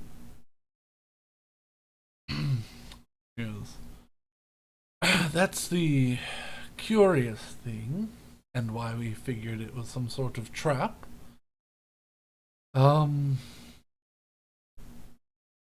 It was in my chambers when I awoke, and nothing has snuck up on me since I was a hatchling. I see. All right. But you're that's able kind of weird. to guess that it's related to the lower city. She goes, flip the coin over. Flip it. You get a flash of an old decrepit house, seemingly underground. Just like, I do not know its actual whereabouts. I'm guessing somewhere on the 3rd or 4th tier. I mean, how much of the city could be run down? We should be able Not to much. narrow it down by asking around. That shouldn't be an issue. Again, I've been here a couple of weeks wondering about asking questions. Is this something that I might have seen in my travel? Just roll me a Here, D100. get a mind's eye picture here, and I'll hand him the coin. Sure. All right. Take a quick So look you can and get an absorb actual all that flash of, information. yeah. All right. 1D100, you said? Yeah. See if you've come across anything. 92. Easy. 92. Ivar is the curious sort, and he is not from this time period, so hearing that Drow and Durgar lived in the city, you began to investigate these areas for potential, you know, ne'er-do-wells and Ne'er-do-wells. Hooligans. and ruffians, brigands, the sort. You didn't seem to find any. You did find a couple like strangely dressed like priests at one point, but you know, they seemed to just be playing music. And you didn't give a shit about that. Just playing music, definitely nothing weird here. Yeah. But you do remember on the 4th tier of the city, towards the back where the least light is had, as the no matter what time of year, the sun does not point that direction when coming down. The west side of the city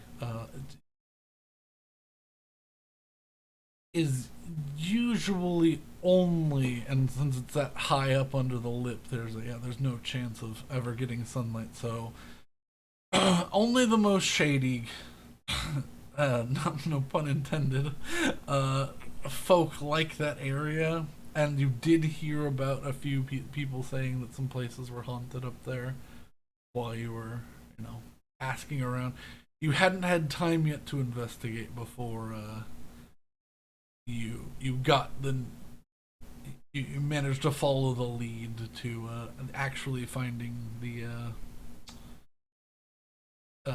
Brotherhood of Ash Mm. branch of that clan here in the city. So you hadn't quite made a chance. You figured that they would be down there, but you were much surprised that they were official militia guards at the top of the city. This doesn't compute. Yeah. So yeah, might be in the 4th level on the west side. There's a lip over that way. I mean, yeah, it's worth checking out. I think we can get right down to it. Might as well.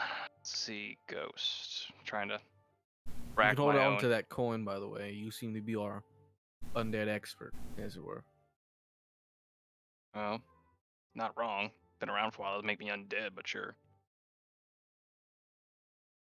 Oh, you meant the ghost. Gotcha. Yeah, that makes sense.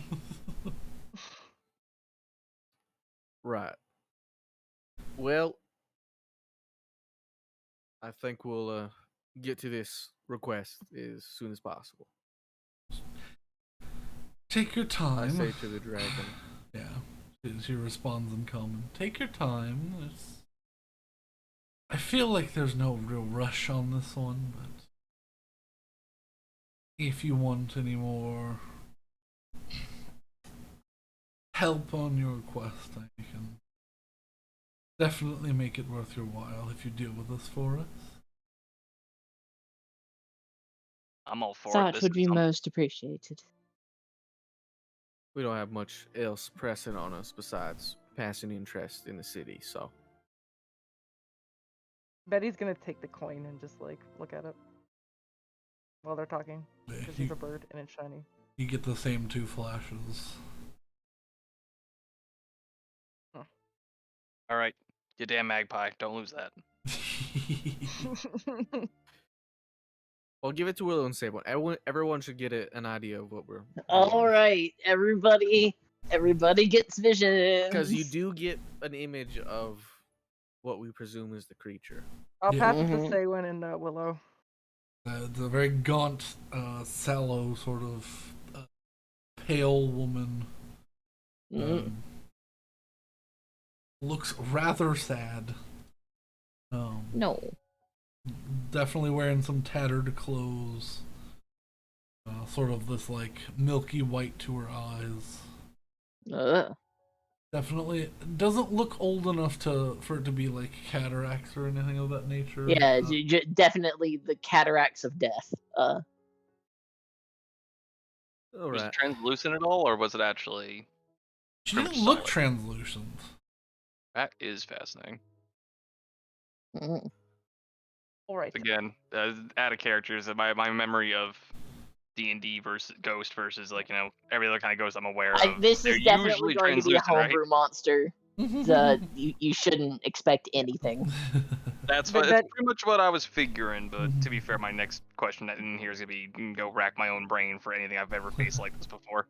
Betty would kind of straighten her back. She'd be like, "All right, well, I think we should probably wait until night because I think they can talk a little bit better at night from what I've found." I Very thought you want to well. wait for it to be more powerful. Yeah, I was What? just gonna say they're usually also therefore more strong at night. Well, I mean, we don't know if it's an enemy. We know I'm not it's entirely confident an in undead dealing with creature. And enemy or otherwise, it's requested to be exercised, so we're doing the same thing regardless. She'd kind of sigh. She's like, "All right." I agree. We're currently still just a little bit past noon, so we could either head out now or head out tomorrow. I will not do it at night. Besides, if nothing happens until night, we can wait for night at location. I'd rather do it tomorrow. Just give a little time to prepare. Do we have something we need to do to prepare? I mean, out of character, I need to get spell slots back because this is still the same day as the fight with Yeah. those guys against Ivar. Out of The only- character, I need to train for guns and also Ugh. We're yeah. not gonna wait 2 days. No, but I'm gonna wait. I'm gonna do a day, and I also want to go to like mailbox and shit. I would say let's go back real quick. Give me some time to see what I remember, go through my books, see what I can impart, any kind of useful tips and techniques or tricks that we can expect. That way we can also go into this with a full time bar as well. We won't have to sit here and be pitsing about a freaking detroited house in the middle of the dark, waiting for something to happen. Then we have more of the day to actually use. Hmm. Aye.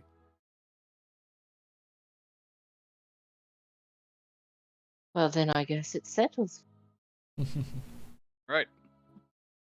Size.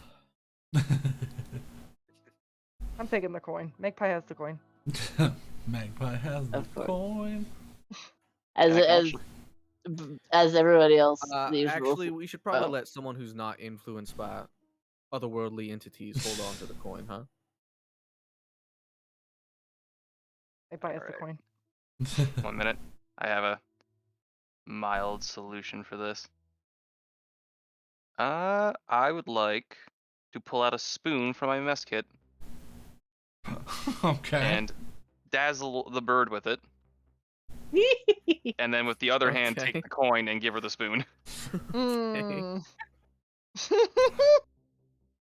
Betty, We'll let the undead I'll let master this. hold on to the coin. I'll let Betty decide, or I'll let Rose decide for Betty. Would that actually distract Betty?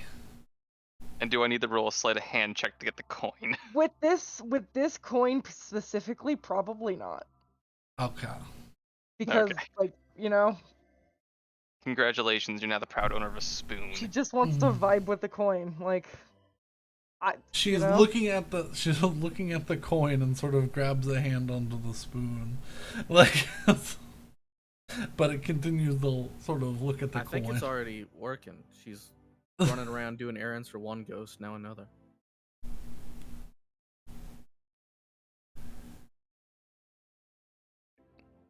We might have to put her down by the end of this. As the rest of the group retreats, I will bow farewell to the two dragons. But before I leave, I will say, orator, might I ask you a pair of questions? He kind of sits up confidently. Of course, my child. Who is the savior in Black Star? And he sort of gets sheepish. He goes, "That's my father, Nirnither." yeah. Yeah, I think. Oh, well, then isn't that something? And the second of which is more of an errand sort of thing. I have this, and she'll take out the amulet of Bahamut that we took off of one of the dead bodies. I found it on someone who had died, and I figured here was as good a place as any to return it. I don't know funerary customs here, but I don't know who to give it to. Yeah. The hand gently places itself under the amulet. I will take care of this and make sure it finds a resting place. My thanks. You know, And just gonna bow again, head out the door with the rest of them. he gives a small little wave of the claw as you all exit. The doors He's gonna are go to one open mailbox. for you again. Oh, that. I said Betty's going to a mailbox. Make a perception check. Perception check. Why do you care about this pen so much? Because I paid for it. How much did you pay? I don't even remember this. It was a not inconsiderable amount. 7. I hate everything. Oh boy. You know, Betty misses about like 15 different the mail offices on the way back to down. I feel like Saywan's also looking for one, so can we? For Can I- the Someone's looking for something Why would different. you feel like that? I You don't making know, decisions dude. for people? Yeah. So, I'm can I looking see a for the, confused looking board? Zephyr. Sorry. The bird is looking around, just sort of willy nilly. Right. Say when you go ahead, and then I'll interrupt myself here.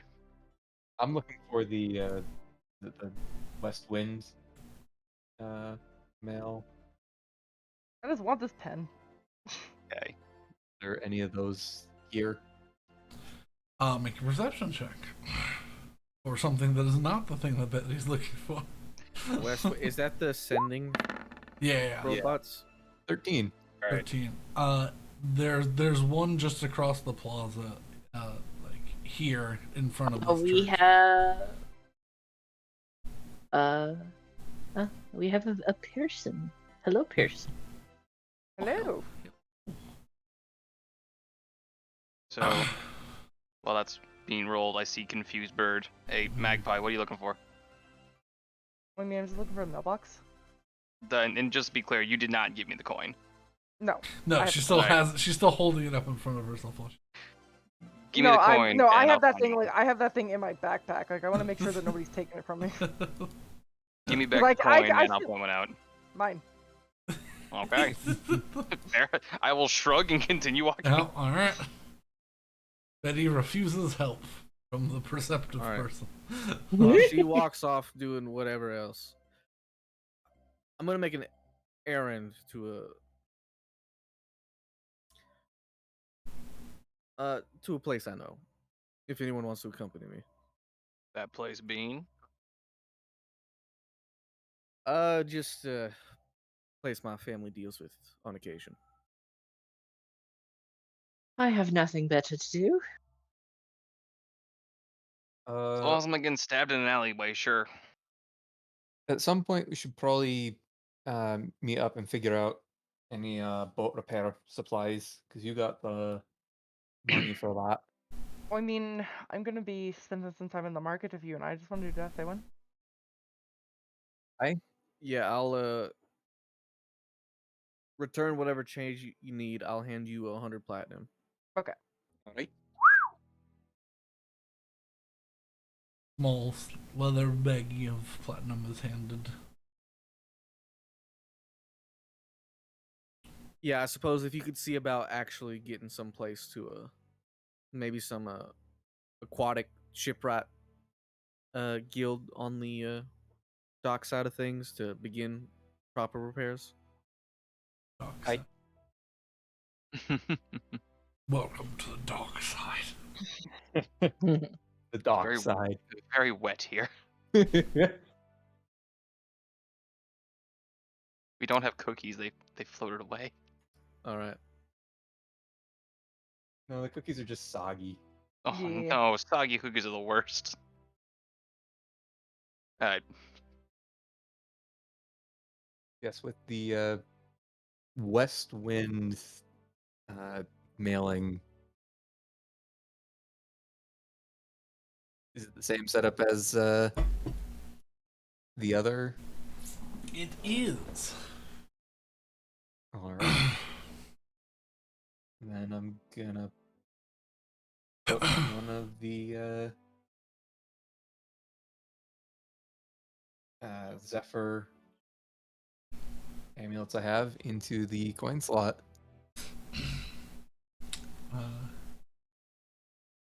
You Or the coin tray. And Am I with her while she's doing this? that's up to you. If Did I y'all- find If we've the- already split up, yeah, if yeah, y'all- I guess so. if Okay, you I'm follow just me gonna too. watch. I'm just gonna watch her do this.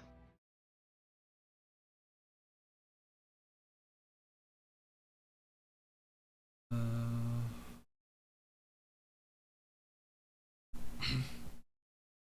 yeah, instead of money, you watch. Are you putting your symbol, or are you putting that jade coin you got?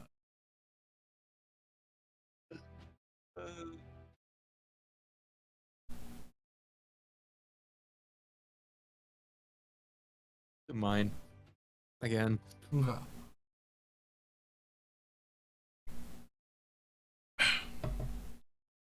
You place your symbol in, and the machine sort of stops its introduction as it's as it's speaking,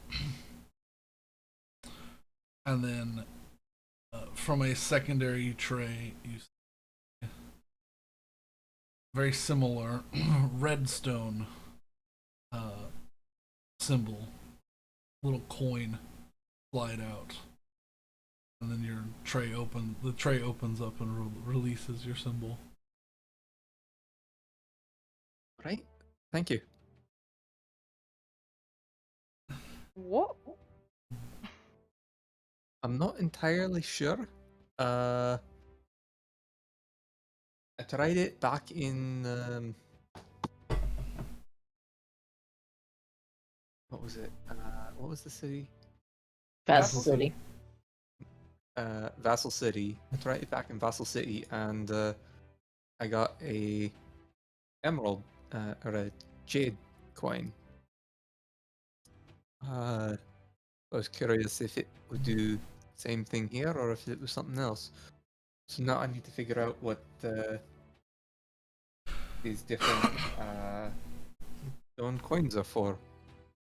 Can I, could I take a look at them? I don't think I'm gonna be able to help you, but I never know. Sure.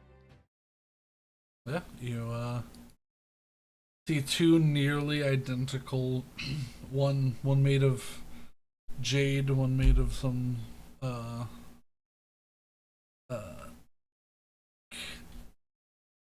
you're not certain, maybe some deep red sandstone polished to a fine degree. You see two nearly identical, I would say down to, just a couple of scratches difference. Jade and red coins that the front of both has the symbol of Zephyr and the back has the face of a tiger. Mm-hmm. Alright, that's... Should give him back to say one. Yeah, I mean, I'm I not. have no idea, but that's I cool. don't either. It's It just works. You just put your thing in there and you get a coin. that seems to be what happens. I'm gonna go What if back you over put a and coin in there? gonna put the jade coin in. It seems like we were on the same train of thought.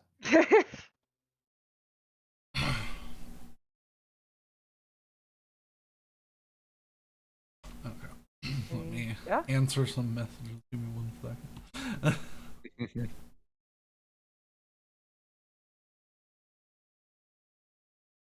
There are questions that must be answered. Yes. I have questions that need answers. The Brandonverse must be explored. Mm-hmm. Exactly. I try to keep most of my questions in game, Mm-hmm. just so that it's like,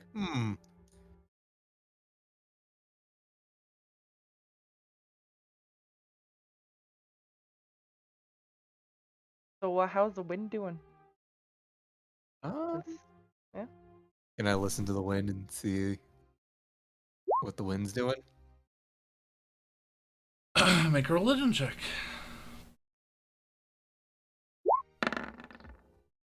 18. Wind's vibing. There's a nice breeze down the thoroughfare. You know. Well, wind doesn't seem to, or wind's pretty relaxed right now. Mostly down the main thoroughfare, so seems like not much is happening. I mean, honestly, it's better that it's not rambunctious. I kind of just like having a break for a bit, just relaxing. Well, now we do have that ghost coin to deal with, so not entirely sure what to do about that. I'm trying just to I'm figure out not. how do you get a soul into an object? Like, how does that work? I don't know. It's like I know I guess I'm technically a cleric, but I'm not that religious. I I mean, I'm still don't technically a know what's paladin, happening. and I'm not that most, I'm not there for justice, so... Or whatever it is that those knights in shining armor do, I don't know. Aye. So yeah, I'm not really that great at understanding how the religious stuff works. So I don't have the, 300 or so years that, what's his face has on Ivar? Ivar has on me, and I don't have the 3,000 that Willow does, so I don't have a whole lot of experience, but... it's weird. aye, Everything's so strange.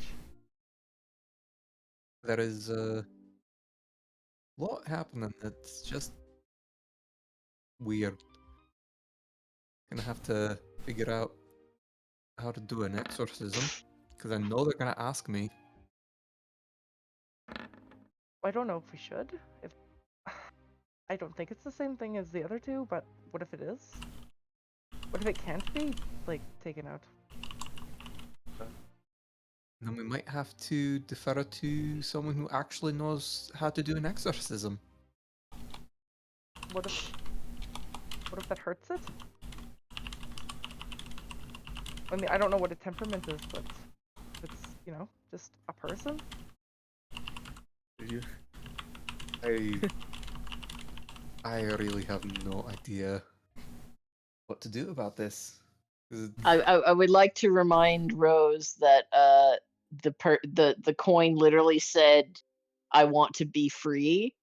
So either it's a Yeah, I trap know, but or yeah. no, I know, but like the thing about Also, it, you, I'm just caught up on what if the exorcism hurts it?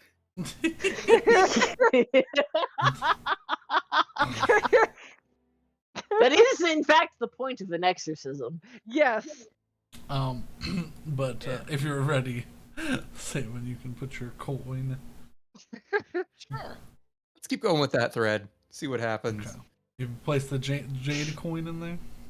Yep. Because I got the red coin out, so what happens if I put the jade coin in? Because I know it wants to be free, but I'm pretty sure we can't do that, so it's just gonna be tortured.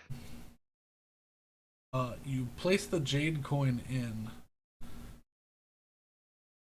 and it immediately stops its little introduction telling you how the system works. The tray shuts, closes, and makes the sound as if you have paid the 50 gold. And a small sort of the other copper tubes that you're given were shiny and clean. It gives you one that's sort of oxidized and starting to turn green at the edges. It does not open for you. It simply hands it out. Thank you. Have a wonderful day. May the winds guide your travels. Thank you for your business. Mm. All right. Weird. Are we in a busy area? Like, is it? Yes. Okay. I think we should move. If you're gonna open that, I think we should move to somewhere a little bit quieter. Unless you want to put the other one in, just do two for one. I'm gonna just put the tube in my bag, and it's like, Okay. Let's wait until we're back at the hotel. Yeah. Probably better to not draw attention. Mark down that you have an old communication tube.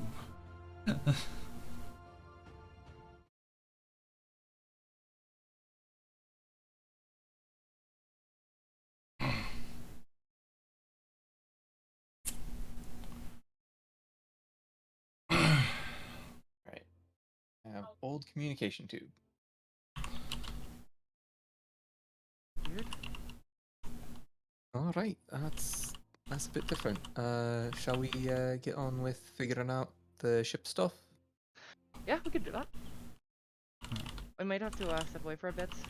Honestly, I'm just trying to get some of the days. I got like a few more days in my schedule to get these guns done, but once it is done, it's done.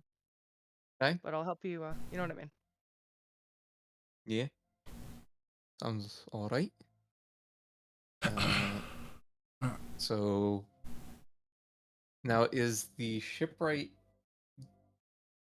guild area going to be up by the docks, or is it going to be down in the trades district? You'd figure that it's going to be down towards the docks, but you have no clue. So either make a investigation, persuasion, or a what is the other one I do? A investigation, perception, or persuasion check. That's what it is. I'll do a perception because that's the one that I'm the best at. Okay. 17. 17.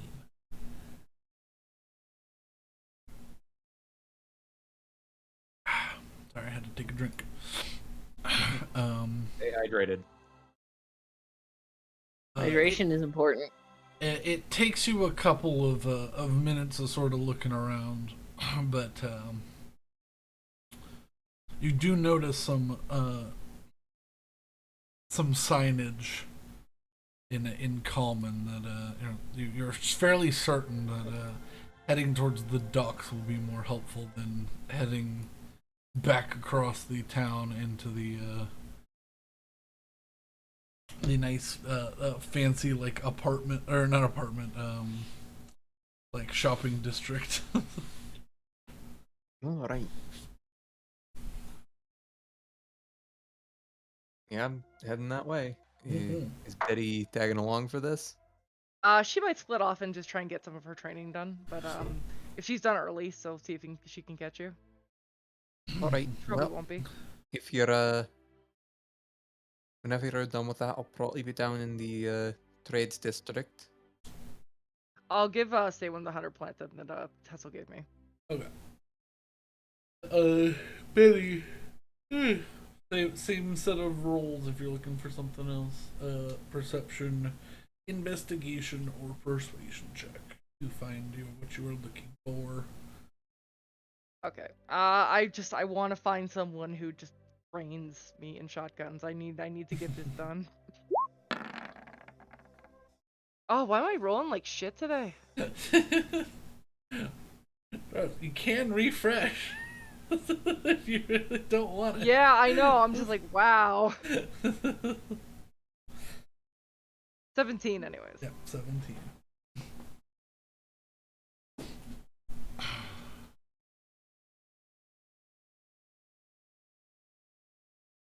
All right. Lots of 17s today. Yeah.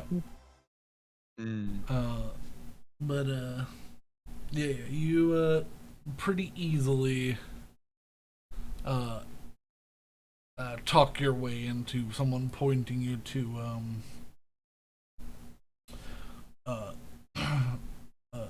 past the dragon temple, so you have to sort of go back. But they said that there's a on the edge of town against one of the sections of wall, there's a it's actually this little triangle right here, awkward triangle.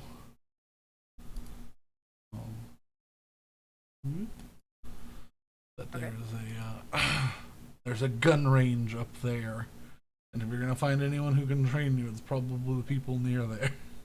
Then I will make my way over to there. Okay. It's a firing range, but Yeah. yeah, all sorts of projectile weaponry is available. Practice. So.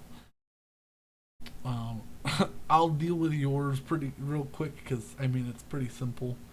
You'll walk in, you purchase some training. They walk you through some basic stuff to know. Make sure that you know what you're doing. And yeah, for 25 gold, they'll train you for the day. Okay, nice. How much what's it? How long would it take? 8 hours. Okay. Yeah, I'm just gonna do that for 8 hours. Okay. Yeah, the full day of training in a thing is 8 hours. So. Okay. Yeah. I won't be back for a bit. I need to get it done. I just want it done so bad. I have one more day after this, and then it'll be good. 13 of 14. I want to do other stuff, but I want my shotgun. You know what? I'll give you a chance. I'll let the dice decide your fate. Roll me an intelligence check. Oh, Brandon, that's not a good idea. Oh, no. That's the most dice deciding your fate thing that I could think of. Yeah, I'm closing out D&D. I'm just closing out Roll20, and I'm just gonna reload it. Oh, I don't know if I it feel like matters. she's doomed herself now. Almost certainly. I felt like small You said felt- intelligence? an intelligence check. Oh, Betty. Whoa, Blue Betty, family. Oh, Betty had a bit. 15. Okay. I feel like that's on the right side of the dice. I'll say you tell them you've had the basics before. You know this sort of stuff. Roll me 3 dexterity-based attack rolls with your proficiency. Okay, so proficiency's +2 right now, right? Or is it +3? I'm not sure. Or proficiency's +3, so it's +5. 1. Okay. 2. Okay. 3. Okay. They go through a rigorous training course with you and use a lot of ammunition. If you subtract another 30 gold, you'll get your proficiency.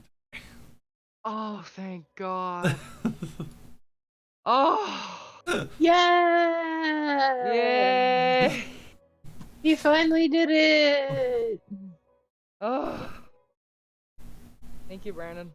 But he's gone a little bit longer into the night than he intended, but Yeah. she got put through her paces and ran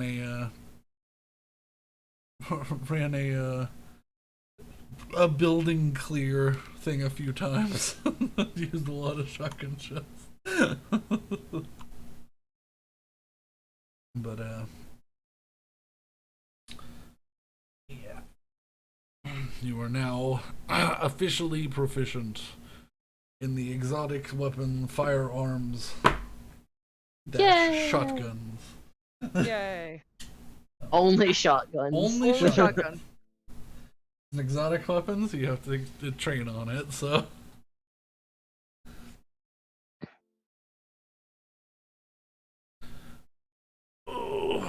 Listen, it's better than the standard. What is it, like 4 months or something? It's crazy, the standard. Yeah. Want to learn another language? Oh, 6 months. Want to learn proficiency with cooking tools? 6 months. Yep. Ugh. It's like, why? That's a little bit dumb. All right. I would like to make a mild argument here. For those who do know me, Yeah. I went from 0 to fully trained in 2 weeks.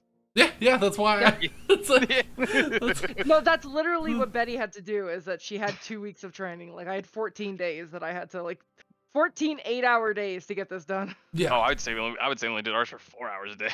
Yeah. Well, I want to stick to some sort of. You can't just pick it up and be like, I now have Yeah. shotgun bang stick. Yeah. Yeah, exactly. You know, it's mostly handling and making sure. Listen, you're I safe complain and about stuff. it, but the default is way worse than what we figured out. So Yeah. it's Yeah, I think not it's- bad at all. No, that was me adding on to Yeah. the default is Yeah. madness. Yeah. Yeah. The default is very bad. Yeah. You want to train in heavy armor? A year. Yeah. Ugh. It's like, why?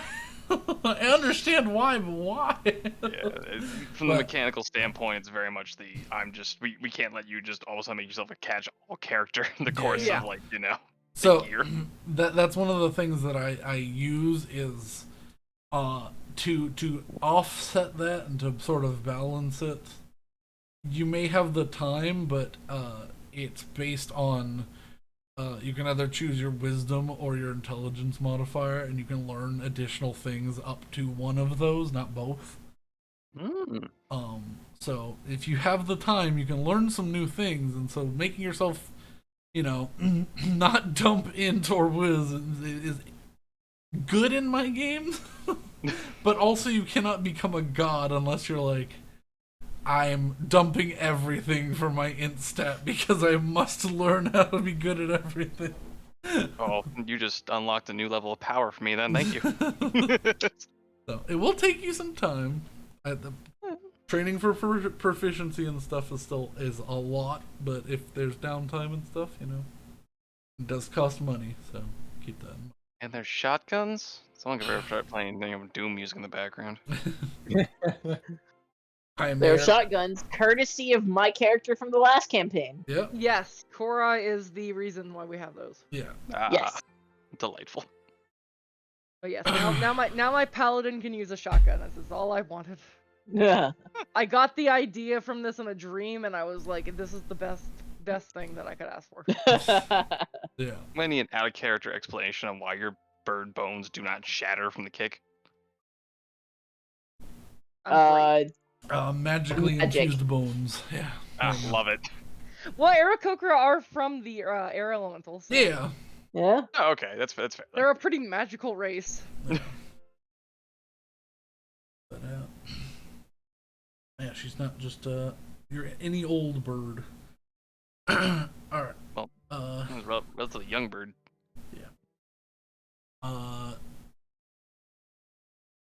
Let's go back to Salem before we get too deep into anything else. Salem, what are you specifically looking for?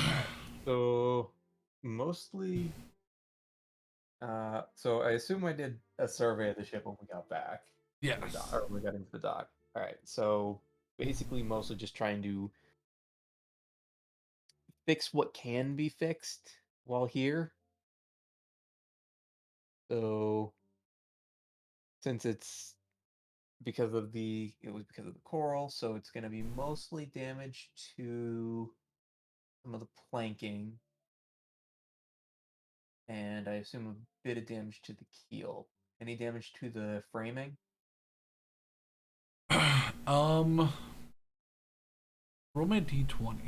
Oh boy.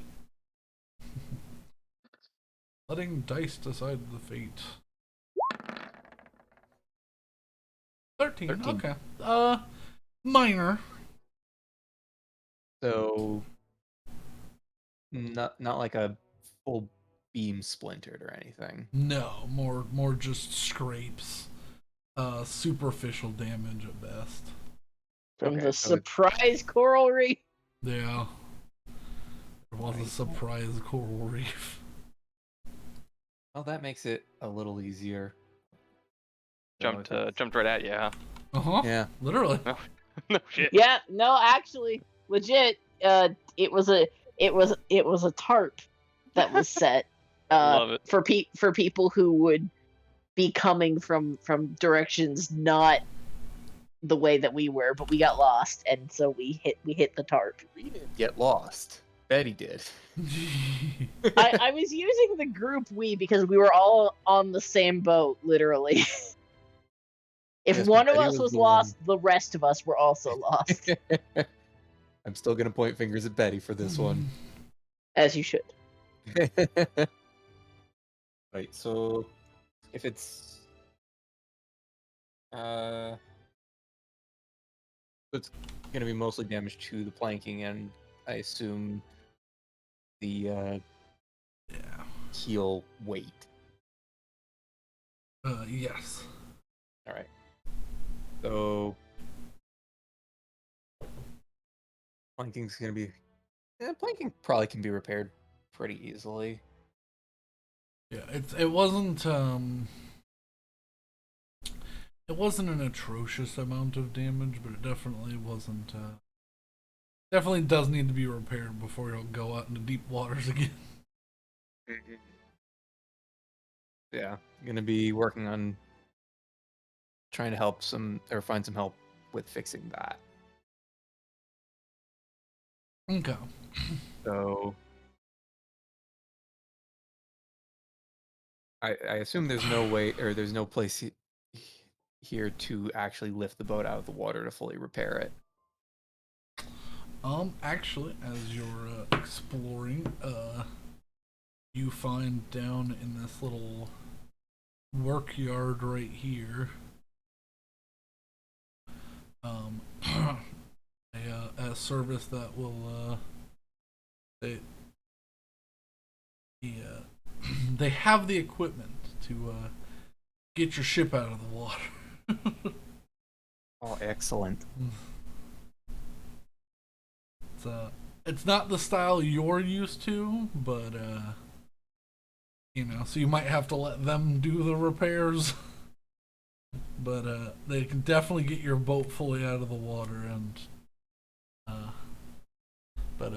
the service comes a little pricier, but it's not a ton of damage. It's probably a day's worth of work in total.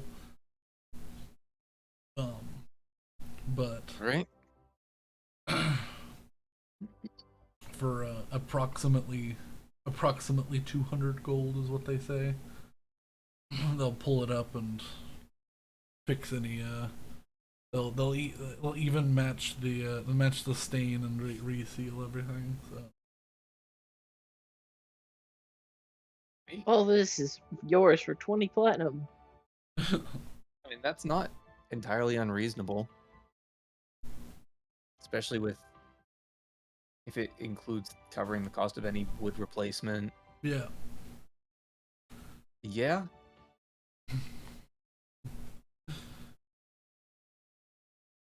All right. So they tell you that your ship will be ready by about 2 p.m. the next day. All right. And then you watch as this giant, they open up a massive shed towards the backside, and a giant, like, tank-treaded trolley drops into the water and begins going the long way around towards the ocean. I'll probably head back to the boat and let whoever is currently residing on the boat know this is happening. Assuming I can beat the device back. Oh yeah. It's pretty slow moving. It's not the only way that you would not beat it back is if you took like an hour nap.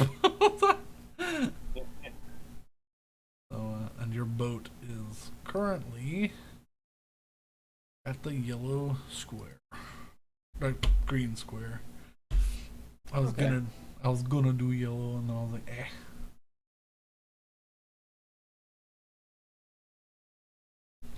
I like the vibrant green. It lets me immediately spot that that's something on the map. Yeah. But Yeah, you go and tell Arios and Eliel that there's gonna be some people coming to fix the boat. And then roughly 40 minutes later, you see this giant. It looks like a trash barge. Oh wait, we have those communication hairpins, right? Yes. You do. Should I leave one with them? That's why we We got bought Metro. one. One Yeah. was intended for someone of them. So Yeah. So if I was going to be doing boat repair stuff, I assume I would have the extra one. Oh yeah. yeah, probably. I'm sure that Sure. doesn't seem like a stretch. Yeah. All right. So I'd give them the. And like, all right. If you need to contact us, this should work. I'm not exactly sure how it works yet, but should be easy enough to figure out. I feel like Eliel is gonna be the one who happily slips on the hairpin. You hand it to Arios. He sort of just looks at his mostly bald head, and hands it over. Yeah, that's probably a good idea. I mean, Yeah. either Eliel or Arnaud. Arnaud. So, Yeah, and Arnaud's not here at the moment. Arnold is not. So, Eliel,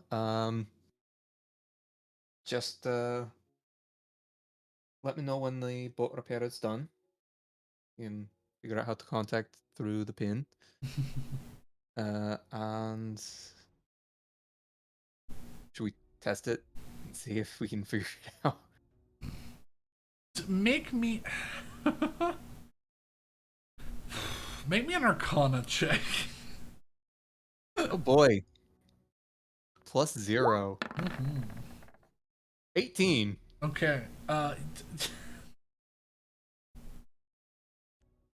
You're not the best with magic, but it seems pretty simple. You put it on, and you can feel this little like warmth. They're these long silver hairpins that look sort of like bobby pins. At the end, there's a like a light blue gemstone, like a what is it? Is it a what is it? A barrel? That's the like light white blue. Sapphire? No, not a sapphire. Like Aquamarine? aquamarine. That's what it is. Yeah, just it's set with an aquamarine, and it has a sort of warm feeling to it. You feel like if you put any sort of contact with that while it is on you, you can speak as if you were standing next to them. However, it does broadcast it to everybody on the same the same channel. So, every one of us. Yeah. So. Alright, testing. Is this working? Eliel's the first to hear, and then it travels across the city to the other. Given that I forgot we bought these, mine's in my pocket. Yeah. So. Willow would have put hers in. It would have added hers to her collection of hair decorations as soon as it was given her, and so she's just gonna start turning around frantically. Yep. But Betty's probably got hers on her like bird hair, feather hair, Yeah. whatever you want to call it. Yeah. Faux Faux Featherhawk. Featherhawk. That's what the faux stands for. Yeah. Faux weather. Weather. Faux leather. Since I have a pretty high Arcana, actually, I probably would have at least clipped it to my hood where I could hear it. Yes. Yeah. It can be attached to any piece of clothing or anything. It's it's technically a pin, but it was made. These were designed and made to be more discreet looking. So.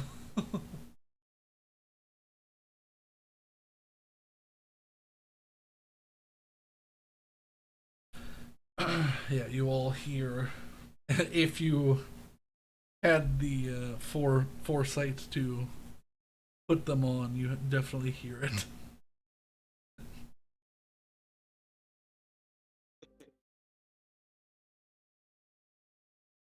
I assume I get a response from Elion. It's like, cool. That's all Yeah, I she's, need. she's like, yep, I heard you loud and clear. Just, Great. I'll probably have to like actually there's an inn across the street there. We'll probably just sleep there for the night if they're gonna be uh putting the ship in the air or something. Question. How many people can we have in the party room? There is no number. You should invite him to the party room. Good, yeah. She says out of character. I mean, You have hairpins. You can contact. You all heard Eliel speak to you. She said loud and Yeah, clear. but Willow's currently having a freak out because she thinks she's going crazy because she forgot she has the hairpin. No, Willow understands after a second. I'm trying to resist the temptation to just put the hairpin like very close to the shotgun as it's going off. Oh, don't do that. I don't think I will because I feel like that is cause for alarm, but I want to. But yeah, after a second of freaking out, Willow would be like, "Oh yeah, Saywin, Elio, can you hear me?" Right.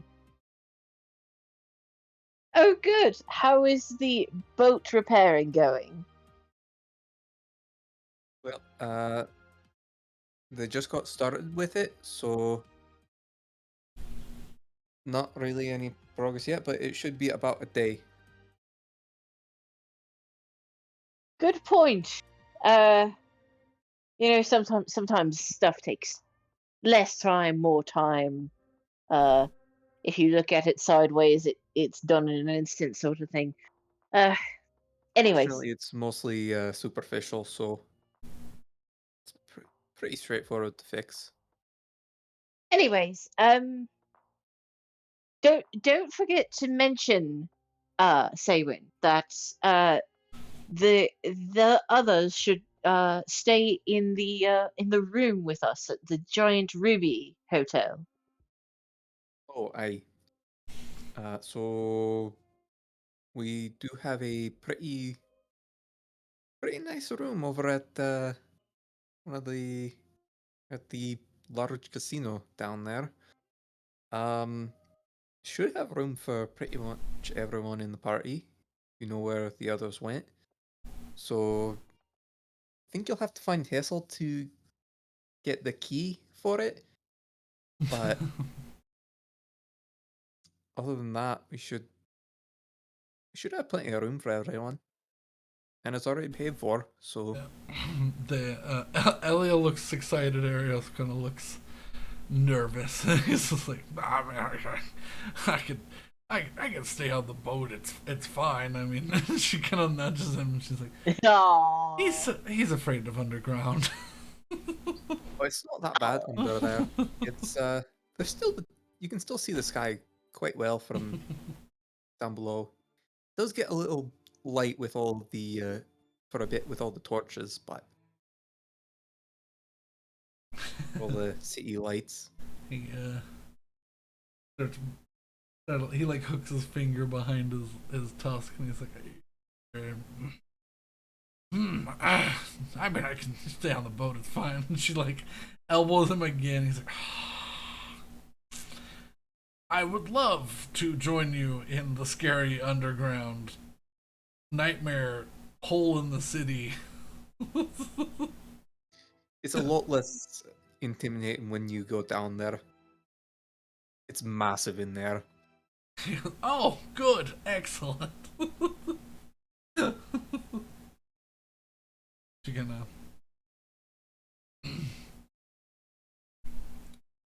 Yeah, he's been a little worried about being underground since the Stonemen incident.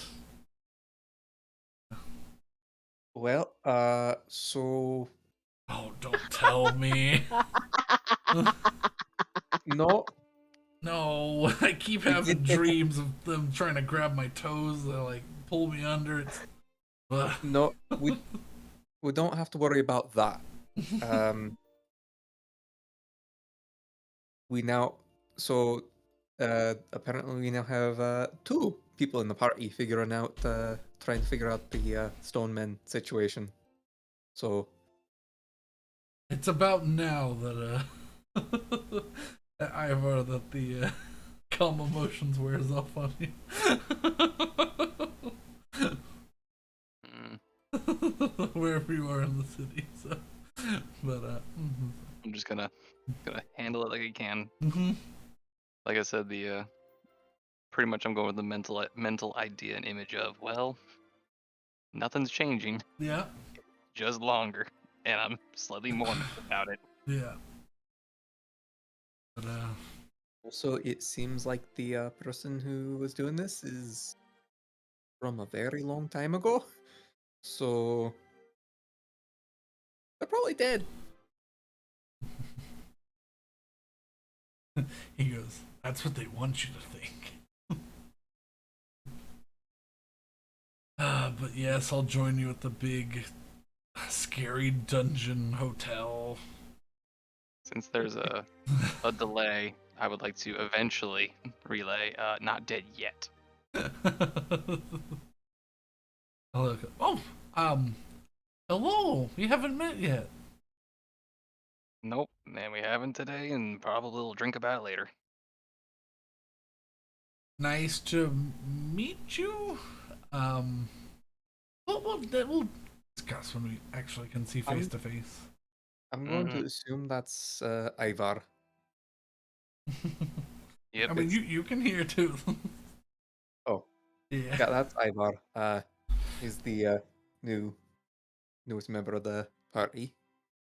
Uh, found him down in the city, and well, it certainly seems like he and Willow have some common goals. So You all find the weirdest people. And she kind of looks up at Arios. well, Shut up. it's working out so far, so I'm not complaining. She sort of hugs his side and she's like, "Come on, it'll be fun." And he goes, "If I see one centipede, I'm leaving."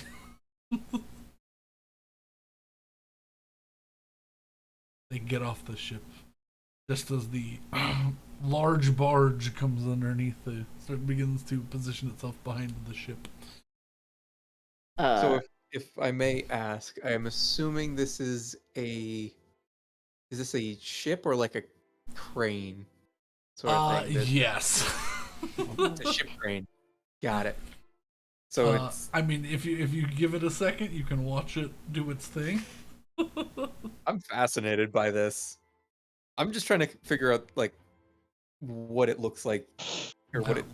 it'll look like in terms of like a real world analog because I watched a video earlier today where they launched a boat using this giant like crane mechanism Mhm. where it's on like four sets of wheels that are just basically attached to a frame with a big gap mhm, in the middle, and mhm, they take the boat off of its blocks and with these large um winched, not ropes but kind of, they're or belts, large winched belts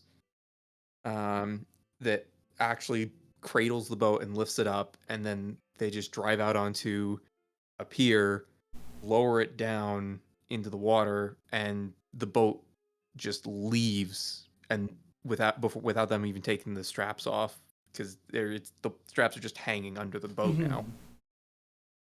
It's a Cool. similar sort of thing, just more clockwork.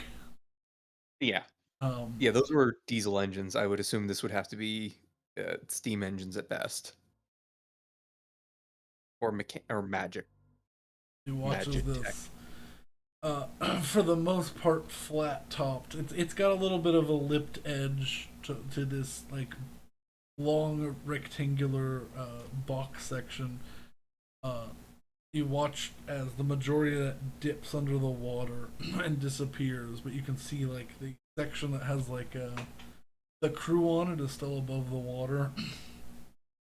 Cool. And it begins to, so it just looks like the platform disappears and there's just a small section that's like in a metal and glass box slowly approaching you. And then you watch as these long arms fold up, 4 of them on each side fold up from the sides and extend upwards. And you watch as they flip out and connect in the middle, like over the top of the boat, like some probably 40 feet in the air. And then you watch as the boat slowly begins to ascend up these poles. You can see there's little winches on each one, and it begins to slide up. And you watch as it breaks from the water, that completely flat surface breaks out into a bunch of points to hold and cradle the shape of the boat as it pulls it out of the water up to the top of these little winches. I'm gonna absolutely have to ask more about this next time I go back there. And then you watch as those sections that had the like lipped edges rises up out of the water and becomes like a walkway, like a catwalk around the edge of the boat. And your boat's about 20 feet off of the water, and there's a bunch of ladders and catwalks around it. Mobile dry dock. That's cool. That is amazing. It's a lot of, you can see like sitting out of the water now. There's a lot of like clockwork and springs and pistons and things that are now sitting in the water. Still just humming away. Probably being cooled by the water to keep everything running and up to all the pressure's up. But Jeez. you watch as these, you know, the little 12-man crew gets out of the little dock, or out of the little cockpit, and begins climbing the ladders and begin assessing and figuring out what they need. So Saywin's gonna be I would assume Saywin would have briefed them, so they probably have some preparation. Yes, yeah. But during this whole process, Saywin is absolutely just gonna sit down on the dock and watch this with utter fascination and glee. Yeah, you gave them the rundown of what you thought was needed, and they just sort of go over it again, and they go up and I'll say for brevity's sake, you went and got them the papers. You knew where they are now, and so they can get the exact cuts and replace these specific boards that need to be replaced, and or just shave down and restain and reseal. Yeah. Anything else? And recaulk. Yeah.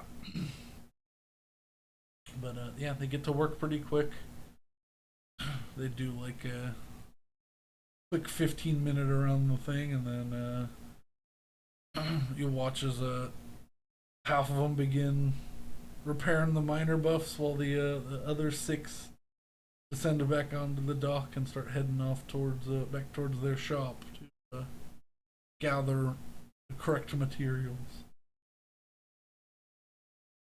But yeah, feel free to watch as they. Once they start doing like the actual work, I assume one of them notices that I'm watching. Yeah. And just like, yep, we're good. Yeah. Yeah. As soon as they actually start making repairs, it's like, all right, I know what's happening here. So the cool mobile dry dock is just there now. Yeah. I've seen the cool stuff and moving on. Okay. So just just remind me, how did the key thing work again? It was Uh, registered to Hessel, or the So Yeah. he's got the box, and he Yeah. can pull out as many keys as he wants to. But you can, I mean, if you have a key, you can let people in. Okay. So, So I'll talk to Eliel and Arios. Arios. So I thought it was. I just didn't remember if I was remembering his name correctly or if I was screwing up with Arnaud. that's my Too similar, man. That's my fault. I'd like to. I literally don't know who's who. Arios is the big orc dude. Yeah. I Eliel won't is remember in 20 the minutes. elf lady. Yeah. Arnaud's the Arnaud. Frenchman. I haven't known the difference in like since the session after they were introduced. How dare you? Jesus Christ. How But, dare. So basically, That's why I call him the orc and the captain. Yeah. So I'll let Arios and Eliel know. So if you want to just go down and see the room and stay there, I can bring you down there now. Or can try and figure out a time to meet later, and I can let you in, and hopefully we can get in touch with Hessel and get you all keys for the room. Yes. Well, we'll wait here. Arnaud and Travis went to go do some shopping. Where's Victoria? What about Victoria and Janaya. And she's oh, Victoria and Janaya are, and she points down the dock, and they are both sitting at the end of like a dock, like 4 docks away that has no boats around it, and she's just out there, like with everything spread out, like maps and stuff spread out on the edge of the dock, and he's just sort of sitting there with his feet in the water. So she's problem solving, and he is the rubber ducky. Sure. I get what you mean by that. Yeah, for those who don't know, a rubber ducky in computer science is an object, sometimes literally a rubber duck, that you, when you have a problem that you can't work through, you explain your problem to the duck, and eventually the solution will come to you. All right, good to know. And Computer scientists are insane. I was told that one way you could tell when someone was compiling their project is if they were having a lightsaber chair battle. That was an XKCD. Yep, it was, and but it was used as an example of what to do when you're compiling code. I mean, when I'm compiling code, I usually just sit there and stare at it, making sure nothing crashes. Because most of the time, it does crash. Anyway. Anyways, Alright, so I assume that you both will let everyone else know what the situation is, and we'll figure out a way to meet up and get you all keys. she taps the little hairpin behind her ear. It's just, I think we can figure out a way to meet up. I'd just rather have the 2 troublemakers, get back here before they decide that they need to leave again. Well, honestly, I'm kind of glad that you're the one that's got the hairpin, because you are absolutely the most stable. The 2 of you are. Ariel sort of was in the middle of being like, hey, oh, okay, yeah.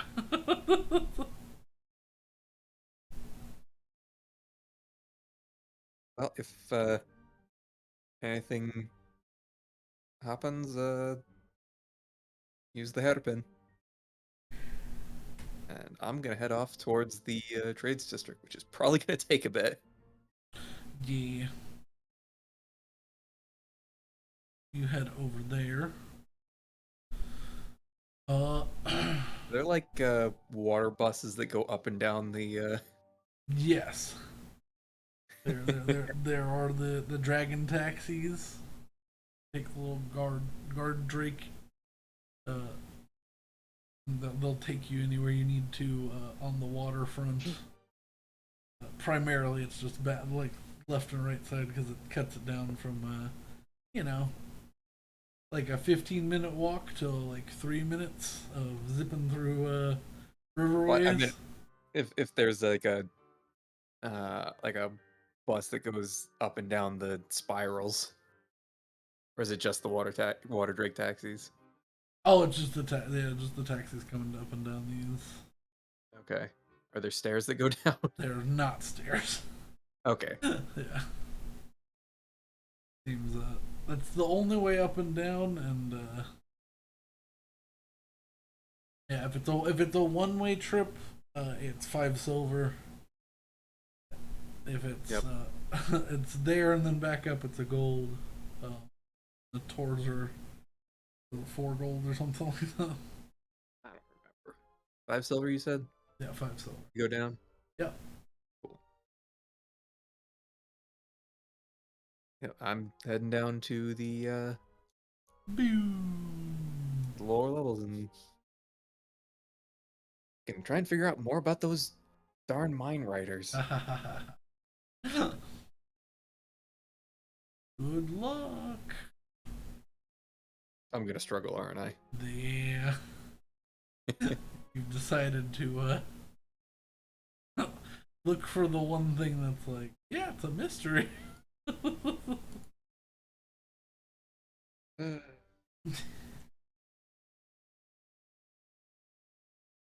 Listen, it's doing a lot of measuring. No, it's me messing with this. This is probably accurate. How wide this lake is, yeah. That's over a mile and a half. Yeah. It's big. Big lake. Why people are weirded out by it. It just sort of showed up, and no one has any recorded history of why this is here. They know why the hole is there. That this giant pillar bowl is an anomaly. Okay, that's actually not. That's massive, but it's not entirely unreasonable.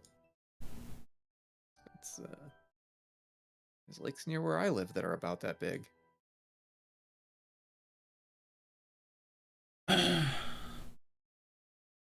But yes, Willow, Ivar, Hessel, what are y'all doing? Assuming you're doing separate things. No, we're all together. Oh, you're all together? Yeah, Hessel said that needed help with something, so we're like, fuck it, let's go. Yeah, okay.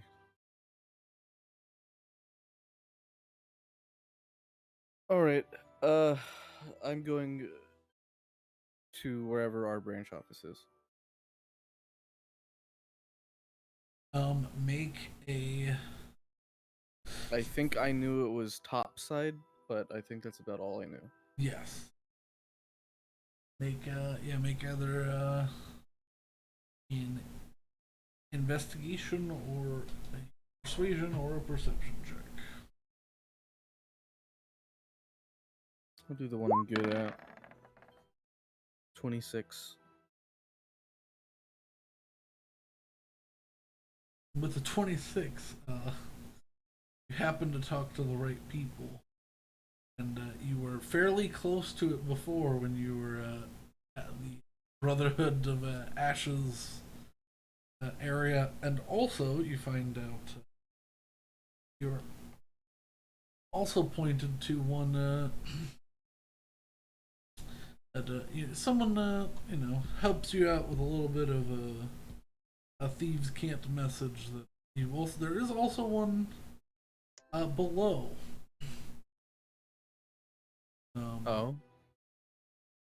Yeah, right by the right by the riverway that heads into the Underdark. Okay. So, Go next to this one. I'll do this one first. Of course, there is a Blackwater thing next to the Underdark. Of course, I mean, there it only is. makes sense, right? Yeah, I mean All right. they're probably one of the only things that does trade with the Drowsies. Now, to give you a little rundown, Willow knows a bit. You know nothing. That's putting it bluntly, but yeah.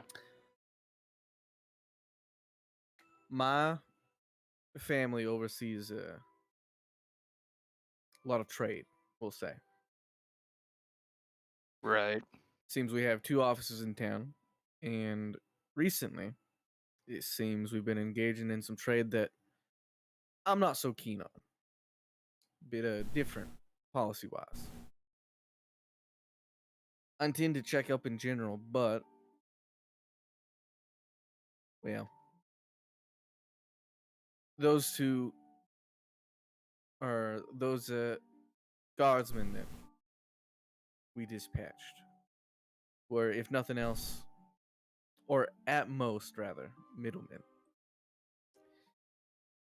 If someone's facilitating movement of objects, might be my family. Well, let's go find out.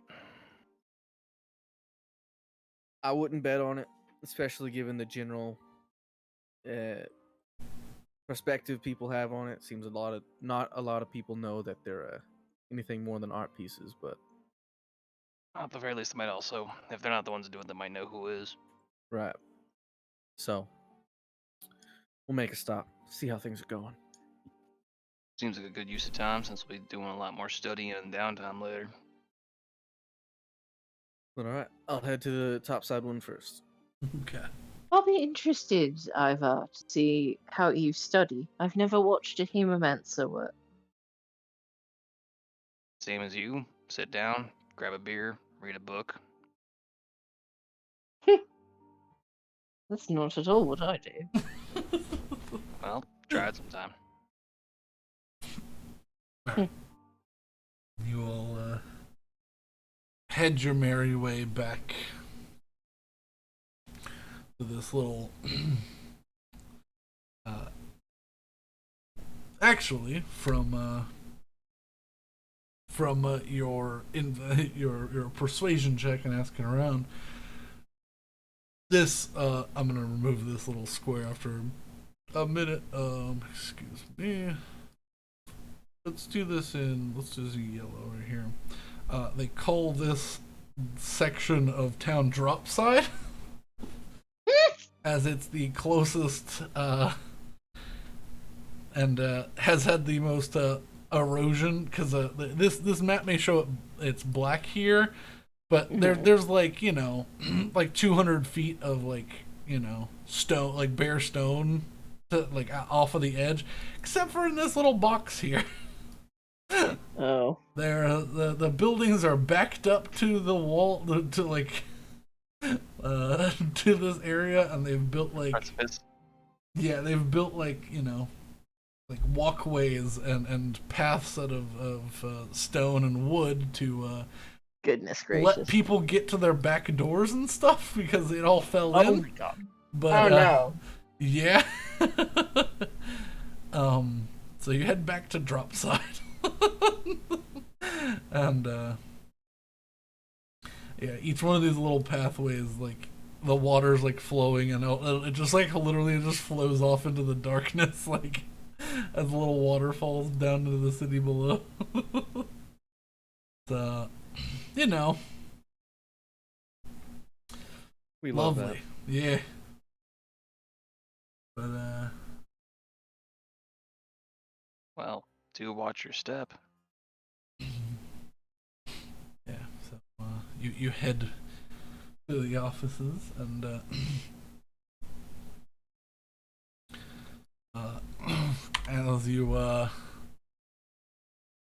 as you head around the corner to your offices, you hear That sounds like the smashing of a plate. And then a very large man exits the building and I'm absolutely sick of your shit. And a small bald man is grabbed by the collar and yeeted across the street, face first into the brick wall. Fuck.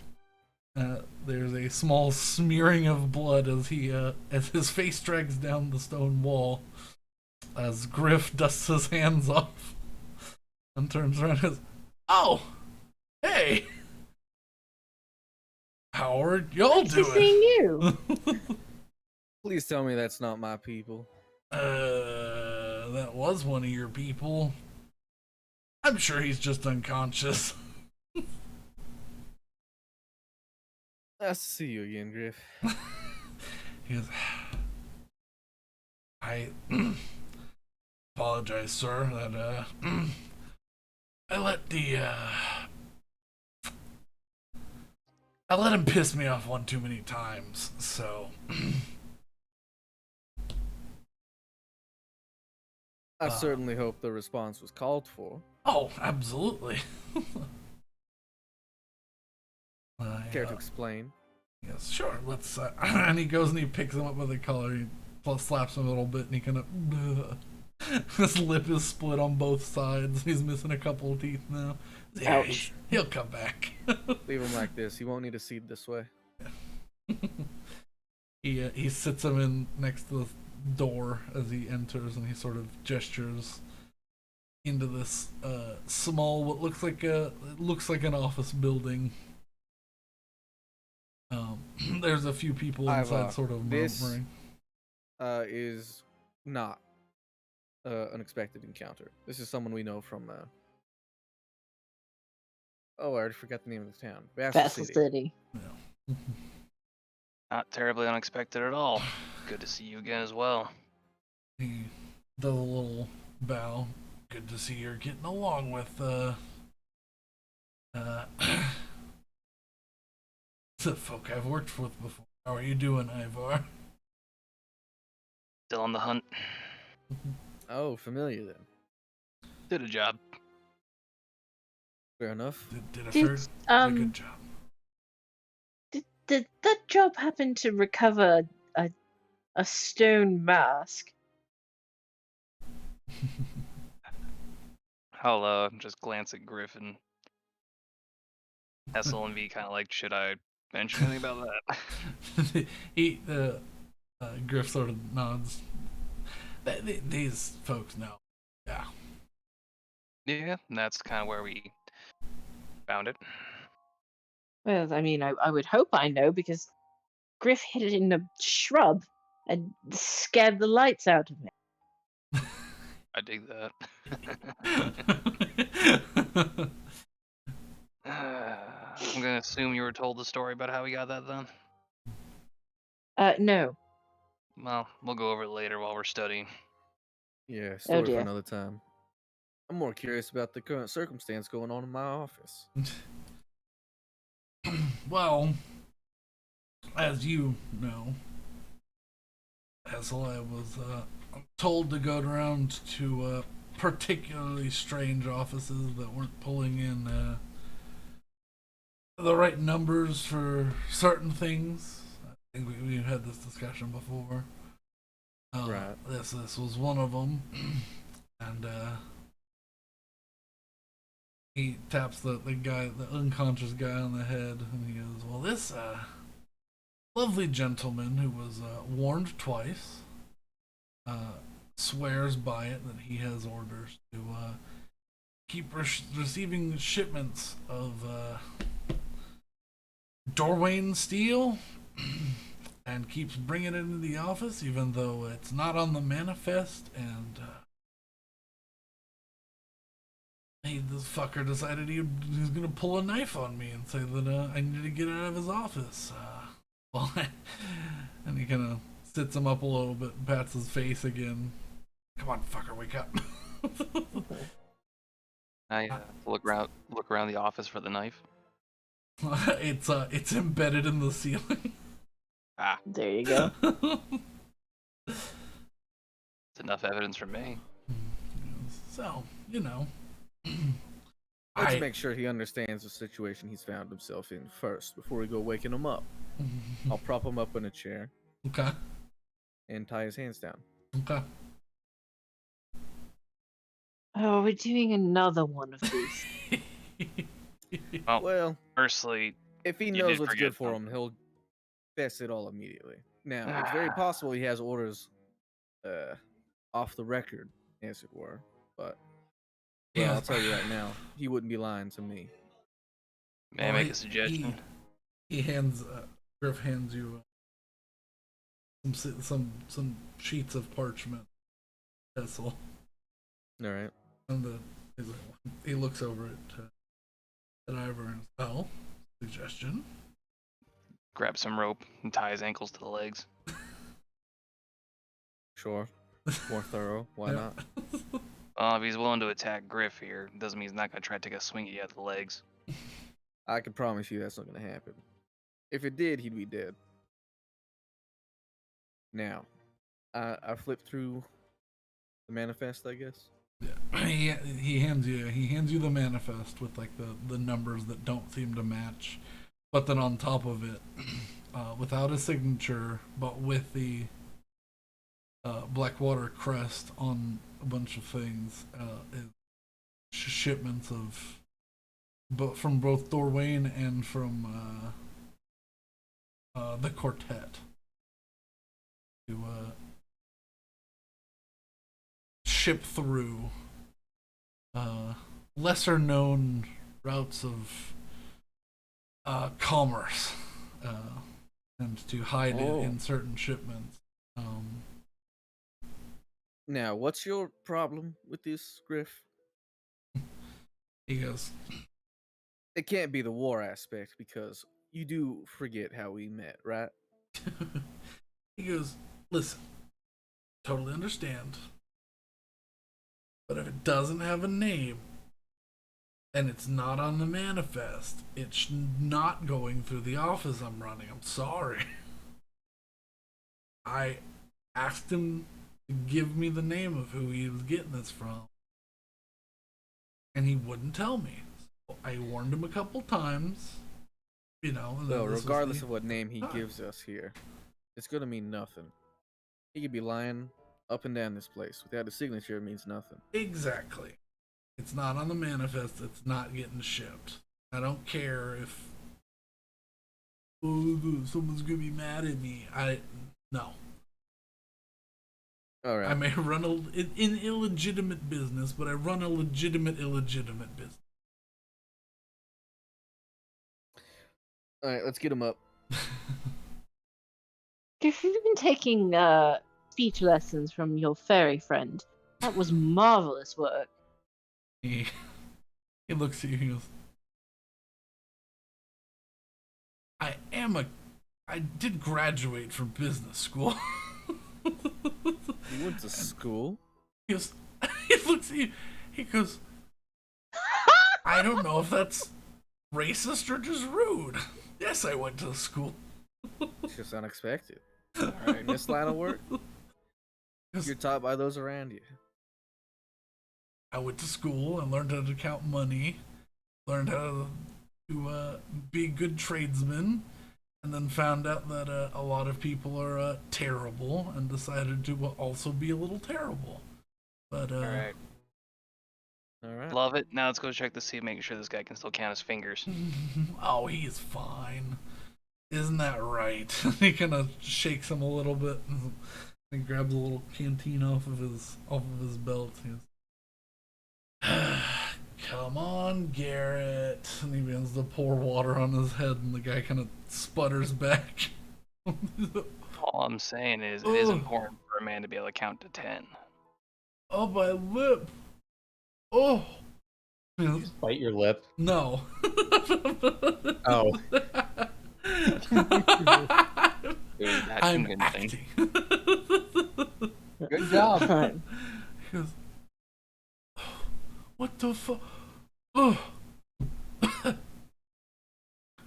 I missing a front tooth? He kind of shakes in the chair.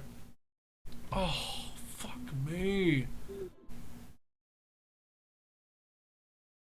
Now, if there's one thing I dislike in an employee, it's a whiny attitude. he kind of like looks and you see one of his eyes is swollen. Who's make fun of me? He fucking split my lip. And then he kind of, you see his eye sort of focus on you, and he goes, Next time, instead of crying about it, split his.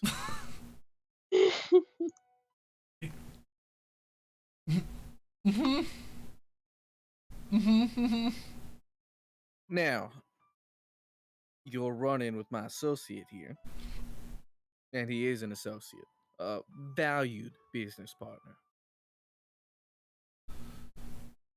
Has resulted in a question. This document doesn't have a name.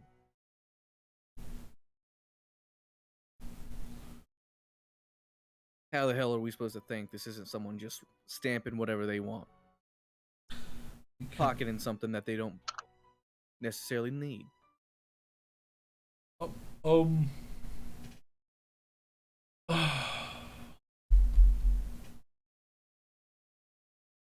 He sort of licks the blood dripping down his chin. Mr. Blackwater, sir,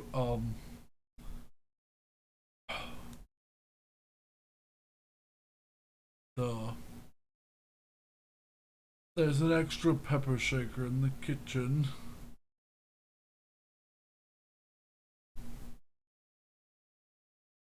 Roll that over the right side of the symbol.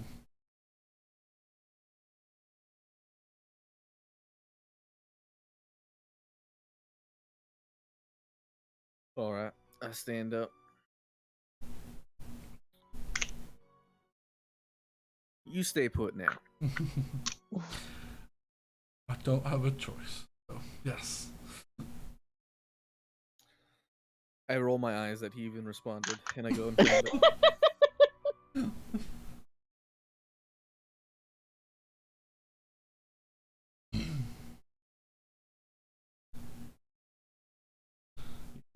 You walk into the back rooms. You see there's that. There are 4 other employees currently there, doing their actual job, and separating things out, making sure things are correctly counted, that sort of thing.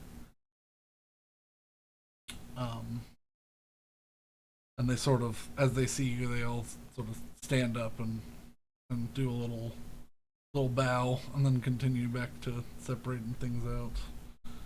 Fancy. All 4 of you really just let him get the shit kicked out of him, huh? He goes, they look at each other and they go, Good job. he was bringing weird stuff in, and we told him to stop. So No, I commend you. they kind of nod. They look all a little worried. Let's continue doing what they're getting paid to do. I mean, Hessel lets nothing on whether or not he's pleased or displeased. Yeah. All right. Where's this salt shaker? So you head Pepper shaker. Pepper shaker. Yeah. Pepper. You head through the. There's only one salt shaker. He lied to me. But there's 2 pepper shakers. That motherfucker. You are. So Griff sort of points you towards the back of this office, past the room where the workers currently are. There's a small, like an office kitchen, sort of, like a break room kitchen sort of setup. That's rather nice. There's all the basic amenities that you could need in an office for eating lunch or whatever. But yeah, on the counter there's 1 white salt shaker and 2 black pepper shakers. I just take both and flip them at the same time. Okay. See which one catches my eye. You flip them, and only one tosses a little bit of pepper out. Okay. I'll put that one back and return with the correct one. Yeah.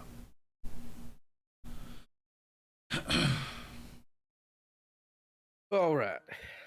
Sit back in the chair and examine it. Just roll it back and forth a couple of times. It takes a second to show up. All right. And as I roll it, does this item seem familiar at all to me? Like, is this a normal way that we No.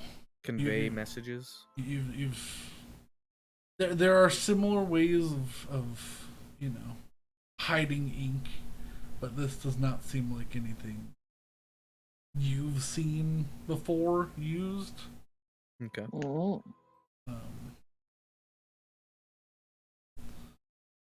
But yeah, as you roll this pepper shaker, just like you take the side of it and just roll it. It's a circular, like black little pepper shaker. Roll it back and forth a couple times, and in blue ink, a well calligraphied LB shows up. Oh boy. Does this look correct? Or does it look like someone might have taken their own hand to it? It's not your mother's signature, but it's certainly her handwriting, or a very good forgery.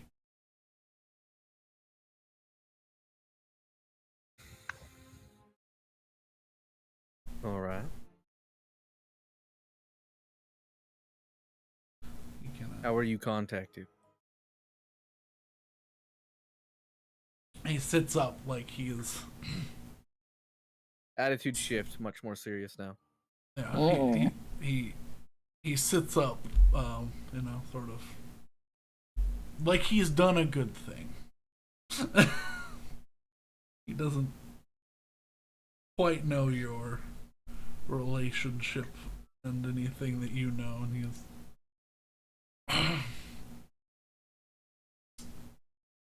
every Wednesday there's a loose brick on the side of the building. I go check it. There's nothing there. I don't go pick anything up. There's something there.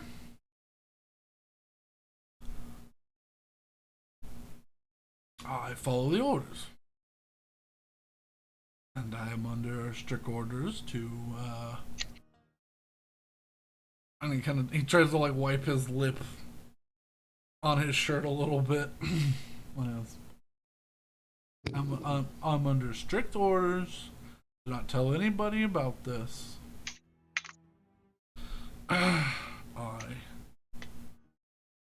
have it sent off. I do not receive any coin. It's already been paid for as far as I'm under orders. If anyone asks for payment, it's already been paid for. He kind of like frowns and scratches his head. Surely she understands that a signature would make this go quicker.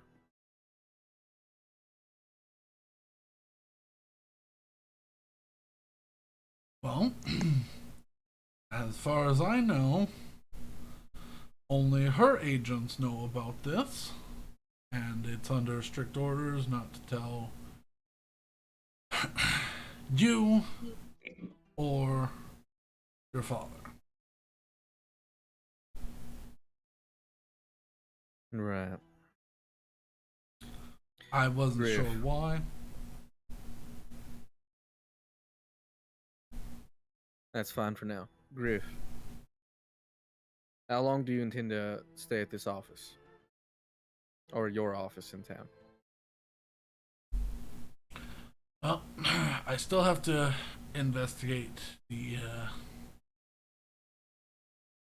Blackwater offices below. Probably another 2 weeks or so before I'm shipped even further.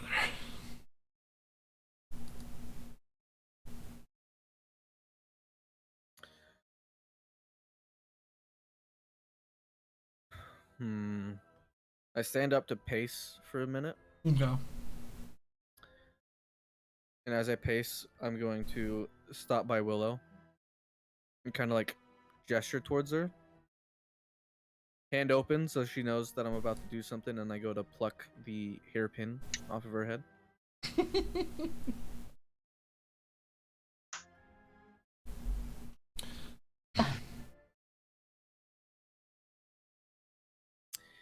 And I put that on my head. And then I'll say back to him, well, you're following orders. Even if I didn't know him, you were doing the right thing here. Good job. I'll turn to Griff, and as I kind of like put my hand on his shoulder and turn him away, as I try to like turn him towards the door, I'll say, do me a favor and let everything slide for now. I'll try and work out an official deal later. As I say that, though, I'm going to try and palm him my headband Okay. and mouth put it on now that my back's to the other guy. Make a sleight of hand check. All right.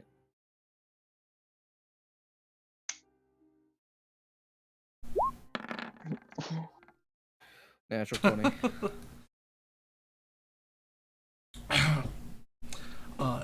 Nobody in the room besides you two knows this exchange has happened.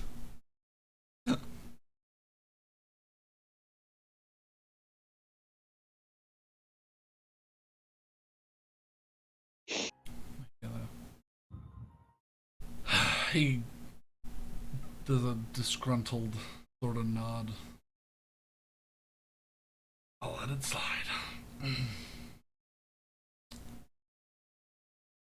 And the second he slides that hairpin on, I'm gonna tell him something. Okay. He puts it on the lapel of his colored shirt. And he'll get a message in his head. Act like you're pushing everything through. Drop these weapons in the ocean.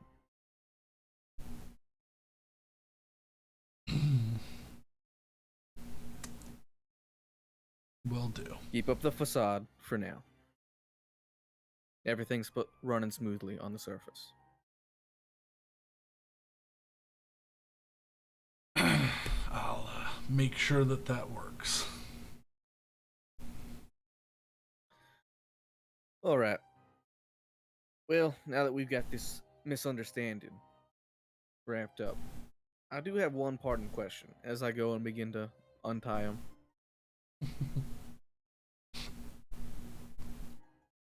This might seem odd, but do you know if we're at all related to the transportation of the stonemen? Those statues? He's like,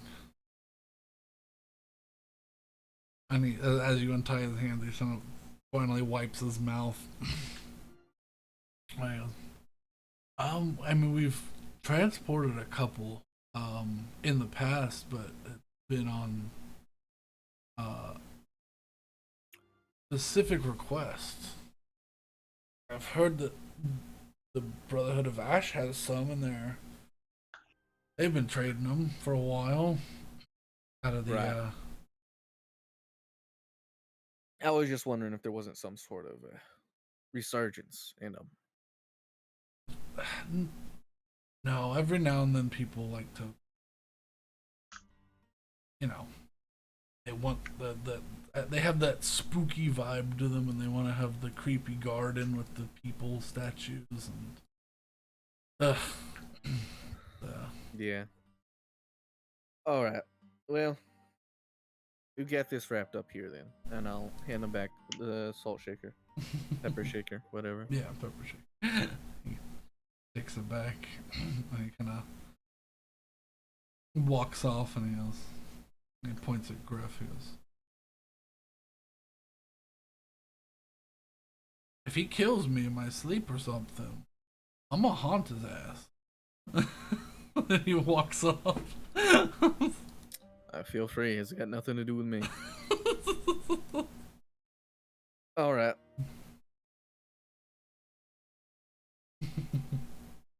All right. Let's all step outside. Leave them to their work. Got it.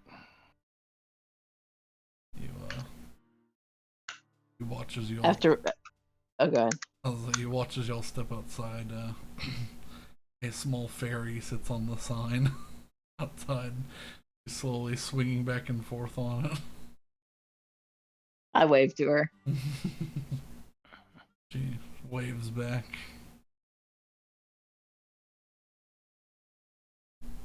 All right. Mental message to Griff. Hairbin, please. And I'll stick out my hand. Yeah. He undoes it from the little his collar and hands it back. All right. I will hand one over to Willow. Thank you. I was wondering where that was going. We'll talk further down.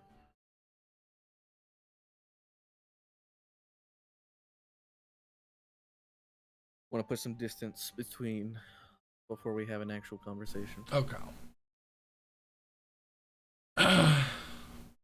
Do y'all walk towards or away from the pit? Let's go towards, have some scenery. Okay. Yeah, as you clear the buildings and get towards the edges and the wooden walkways, the wind picks up from deep below. A nice cool breeze curls up from the underside of Gin Springs. Well, you two, I'm afraid there wasn't much lead on the Stoneman case. I honestly figured as much. I mean, We what are haven't the really odds learned. that there are two people shipping these other people? Now, Griff, He nods to you. where else are you traveling in the future? Any place we might have offices? He goes, the next weird office I'll be going to is our office at the edge of the bay in Lycan Harbor.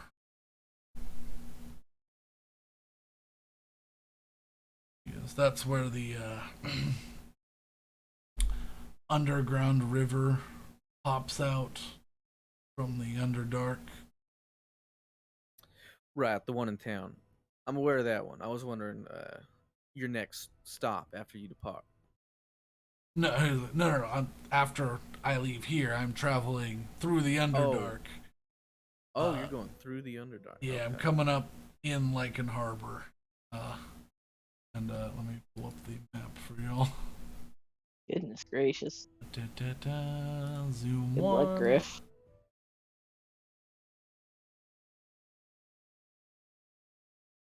Underdark's fun, man. Underdark is something. I feel as though Oh, you and I have different definitions of the word fun. Show the stream and to show myself. There's an underground river that I'll draw very shittily with the freehand. Let's go. That goes from Gin Springs up under the mountain to Lycan Harbor. You'll see that line? Yeah. Yep. I know. Distance. Yeah. Where are you holed up in? Yes, right now, the apartments above the office. All right. Before I leave, in these next, what might be a few days, might be longer, but sometime before I leave, I'm gonna try and get an Ascendant Stone into your hands. I want to know if Lacken Harbor is engaging in similar trade. He kind of nods and goes, "Wait, can I give y'all one?" Did he? He pulls one out from his pocket. A dark red sending stone. Did we have a Sending Stone? I have no idea. Yeah, and he rubs it, and I'll say there's no sound because I'm assuming it's in the bag of holding. Sure. Probably. All right. He goes, "Yeah, I gave you one, so you know if you needed my help and you were anywhere I was going." All right, that's good to know. He kind of chuckles. He's like, "Yeah, but It seems a lot of things are changing recently back home. A lot of different practices coming into effect. he goes, yeah, not the first change, and I don't like it. So, but father's my boss, so I'll be following his directions unless some additional directions are needed." And he kind of points towards the office. Well, given that he seems to be out of the loop, as I am, according to that schmuck in there, I think it should be fine to keep him following him. That was the plan. This was his idea. I don't think he suspects the missus. I don't want to be around for that revelation. Oh, I don't either, but unfortunately, I feel like I have to be the catalyst. How are you doing with that? Are you doing all right? Like that's. He kind of just like motions to his head with like an open hand, like. He just smiles. Well, we're taught from a young age to do what's necessary. His expression goes grim, and he goes, "But you don't have to. Like, maybe this whole thing's a setup. Just keep that in mind." Right, maybe. I hope so. But, well. The words family first means something quite different if a family member turns against you, huh? Yeah. He is. Oh wow, that's some sick shit. Okay.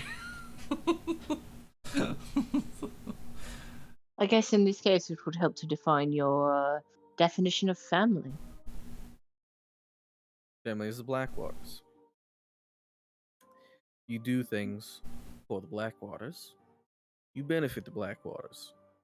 The second your interests separate, well, let's hope that hasn't happened. I'm honestly just here for the drama.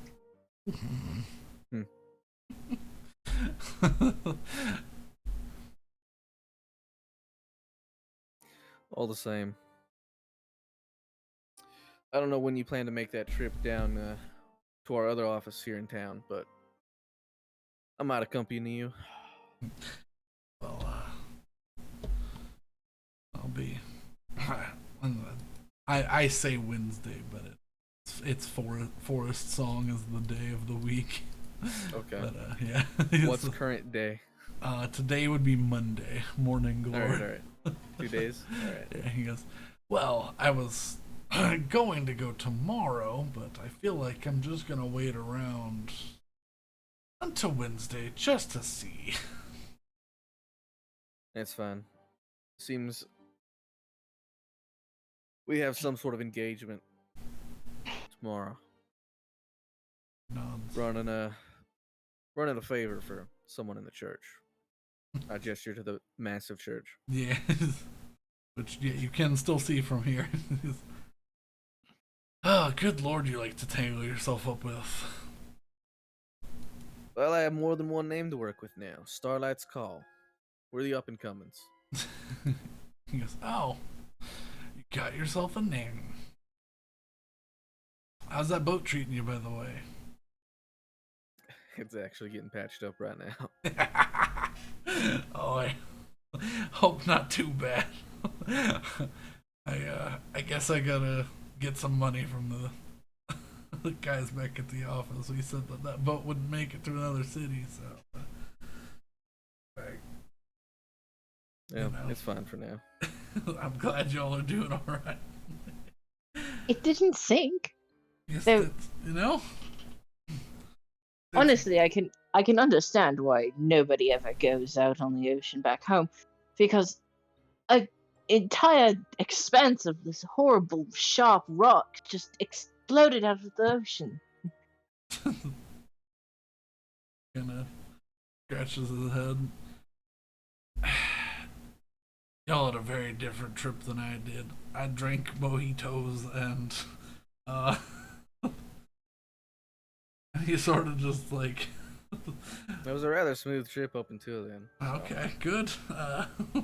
Can't complain about the boat. Sounds like I should probably travel with you in the future, Griff. There we go. Experiences that anything go by. He goes, well, I paid for a much bigger boat to take me,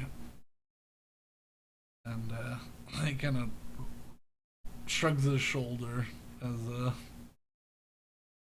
oh god, what's her name? I just totally blanked on her name and I can't remember it, and I don't want to look through my notes for it. Spruce, that's what it is. Yes. My brain kept going Sprig, and I'm like, it's not Sprig! It is not. Spruce lands on his shoulder. He's just like, yeah. The pirate's life is a little different than taking a trip on a ship with a shitty name like the Golden Sunset and riding very casually through close to the shoreline. Ah, yes. Very casual. Very shitty name. Gotcha. You'll have more fun on that ship, I promise you. Probably. Alright. I suppose I'll meet back up with you Wednesday then. Make that trip. For now, we should probably reconvene with the others, right? Probably back at the hotel by now. Almost certainly. And if they're Sounds not, like it. I mean, Roughly 4 in the afternoon by now. Could also get Ivar here settled in. He hasn't been yet. You got quite a bit oh work yes, to of do. course. Do you have any things to go collect? No, not really. Pretty much carry all my own shit on me. Hmm. Fair enough. That means less walking, thank goodness. Alright. Take care, Griff. You too. Good to see you again. And he kind of pats everyone on the shoulder a little bit and he goes, go on, Spruce, I gotta go drink. Hessel decided to bum me out. Hey, Spruce. Oh, and Try not to I make him said spit it out this time. I told you to throw those weapons in the ocean, but I mean, that's me assuming you can intercept them at all. I really have no idea what kind of power you exert on the shipping process. He was bringing him into the office, so, you know. If you want to hold on to them, that's your call too. Think of it as a tip. I was literally thinking about selling them for scrap so that I knew that someone couldn't go salvage them. All right.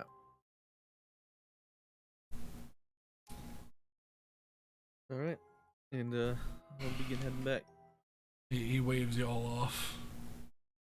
As we leave, Willow hurriedly dig into her pocket. Oh, fairy, spruce. Look what I've got, and she dangle the Sir Alum stone and just sort of jump up and down excitedly because she's so happy to have it.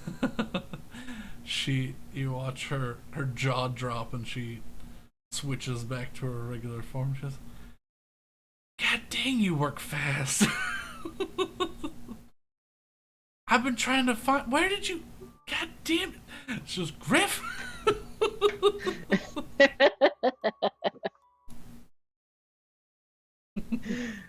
And I join up with the boys and leave them to their lover's spat. Yeah, she. As you leave, she goes. Like as you show her, she goes, "Wait till nighttime and look up at the sky. I've heard they're weird here. Okay." And I will do just that. Okay. That's I'll concerning. I'm excited about that. Mm-hmm.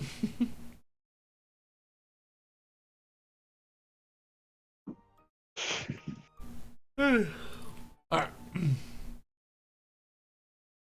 But I'll say everybody but Betty reconvenes at roughly 5 p.m. ish. No, I don't get to go exploring and trying to figure out where the You've got some Sure, but- time. You've got a couple hours left to do some stuff, but that's sort of so. If you want to, I'll say, yeah, the best thing is going to be to make an art. I'll say an investigation check to see if you can find anybody who knows anything about these things. It's gonna be tough. It's gonna be a high DC to see if anyone knows anything about these things other than how to operate one, which is. All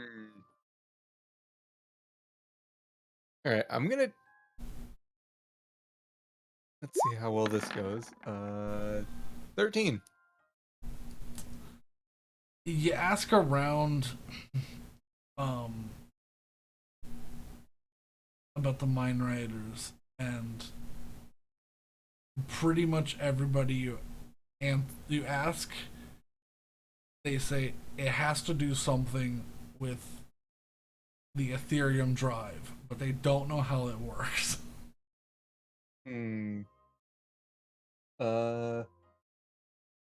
You do get offered to purchase a couple. A couple get offered as if they are available for purchase to you from people, but nobody knows how to repair them. So once they break, they just go to scrap to help repair other ones. Okay. They sort of just replace the parts that break with other ones that are broken. I don't want to do something stupid. Okay. Oh no. I'm gonna ask Zephyr, see if Zephyr might have any ideas. Give you some divine. Question. Yep.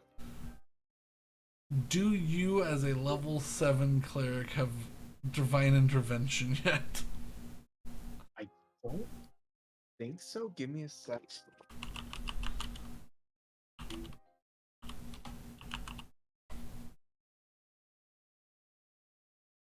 Placed in the most inconvenient place. Beginning at 10th level. Okay. Don't have that. So no. Yeah, I would say without that here, I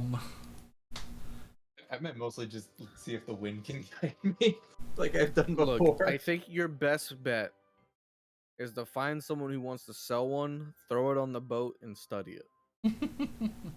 The problem is I don't have the money to buy one anymore because they're like 4K. yeah. Are they that? I thought they Yeah. were like 400. No, they're like Ooh. 4,000. I thought there were like a bunch that just sort of like hung out at the beach. The rich kids have them. Okay, okay. Yeah. I mean, yeah, it's like a real life like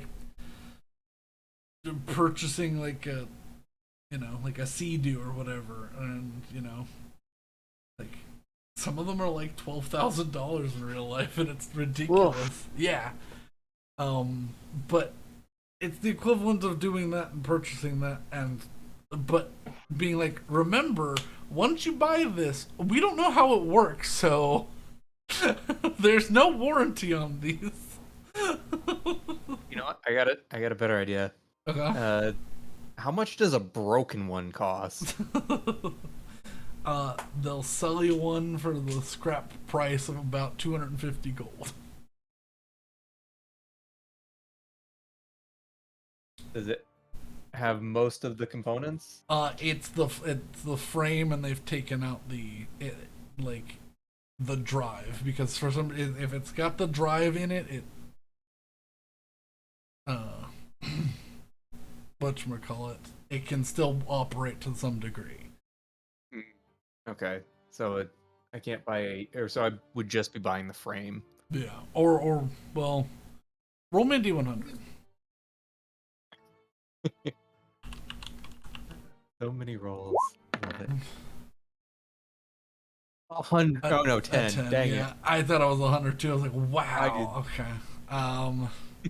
No, none with broken drives at the moment. Just little frames of one. I mean, even like the frames are like really high quality, and Yeah. he's like the guy is like, yeah, some people buy scrap, and if they can't do anything with it, they make armor out of it. It's high quality dwarven bronze, so it doesn't rust. It doesn't.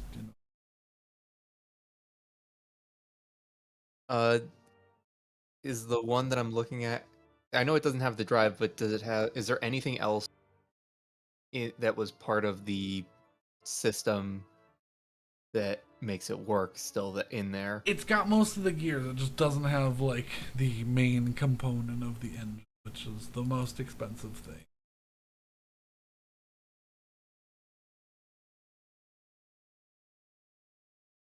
Well, I might have to pass on this mystery. I mean, We can figure something out before we leave town. yeah. Yeah. All right. Well, thank you. Don't think I'll be buying it right now, but keep it in mind. Understandable. Understandable. You have a wonderful day. Just remember us if you're gonna buy one that's working. Bye. Make your own scrap. Go find one on the beach at night, vandalize it, and then wait a day for it to show up in the shop. That could do might work. Yeah, but I also don't think Saywin would be the type to vandalize something. Saywin would not be the type to do it. Willow could be persuaded. Willow could be persuaded, and I bet Betty would do it. would be like, yeah, sure. Yeah. Betty would have already done it. Yeah. Alright. But you all meet up. Betty is deep into her lesson for being trained. But is there anything anyone else needs to do before we get the band back together? No. Nope. All right.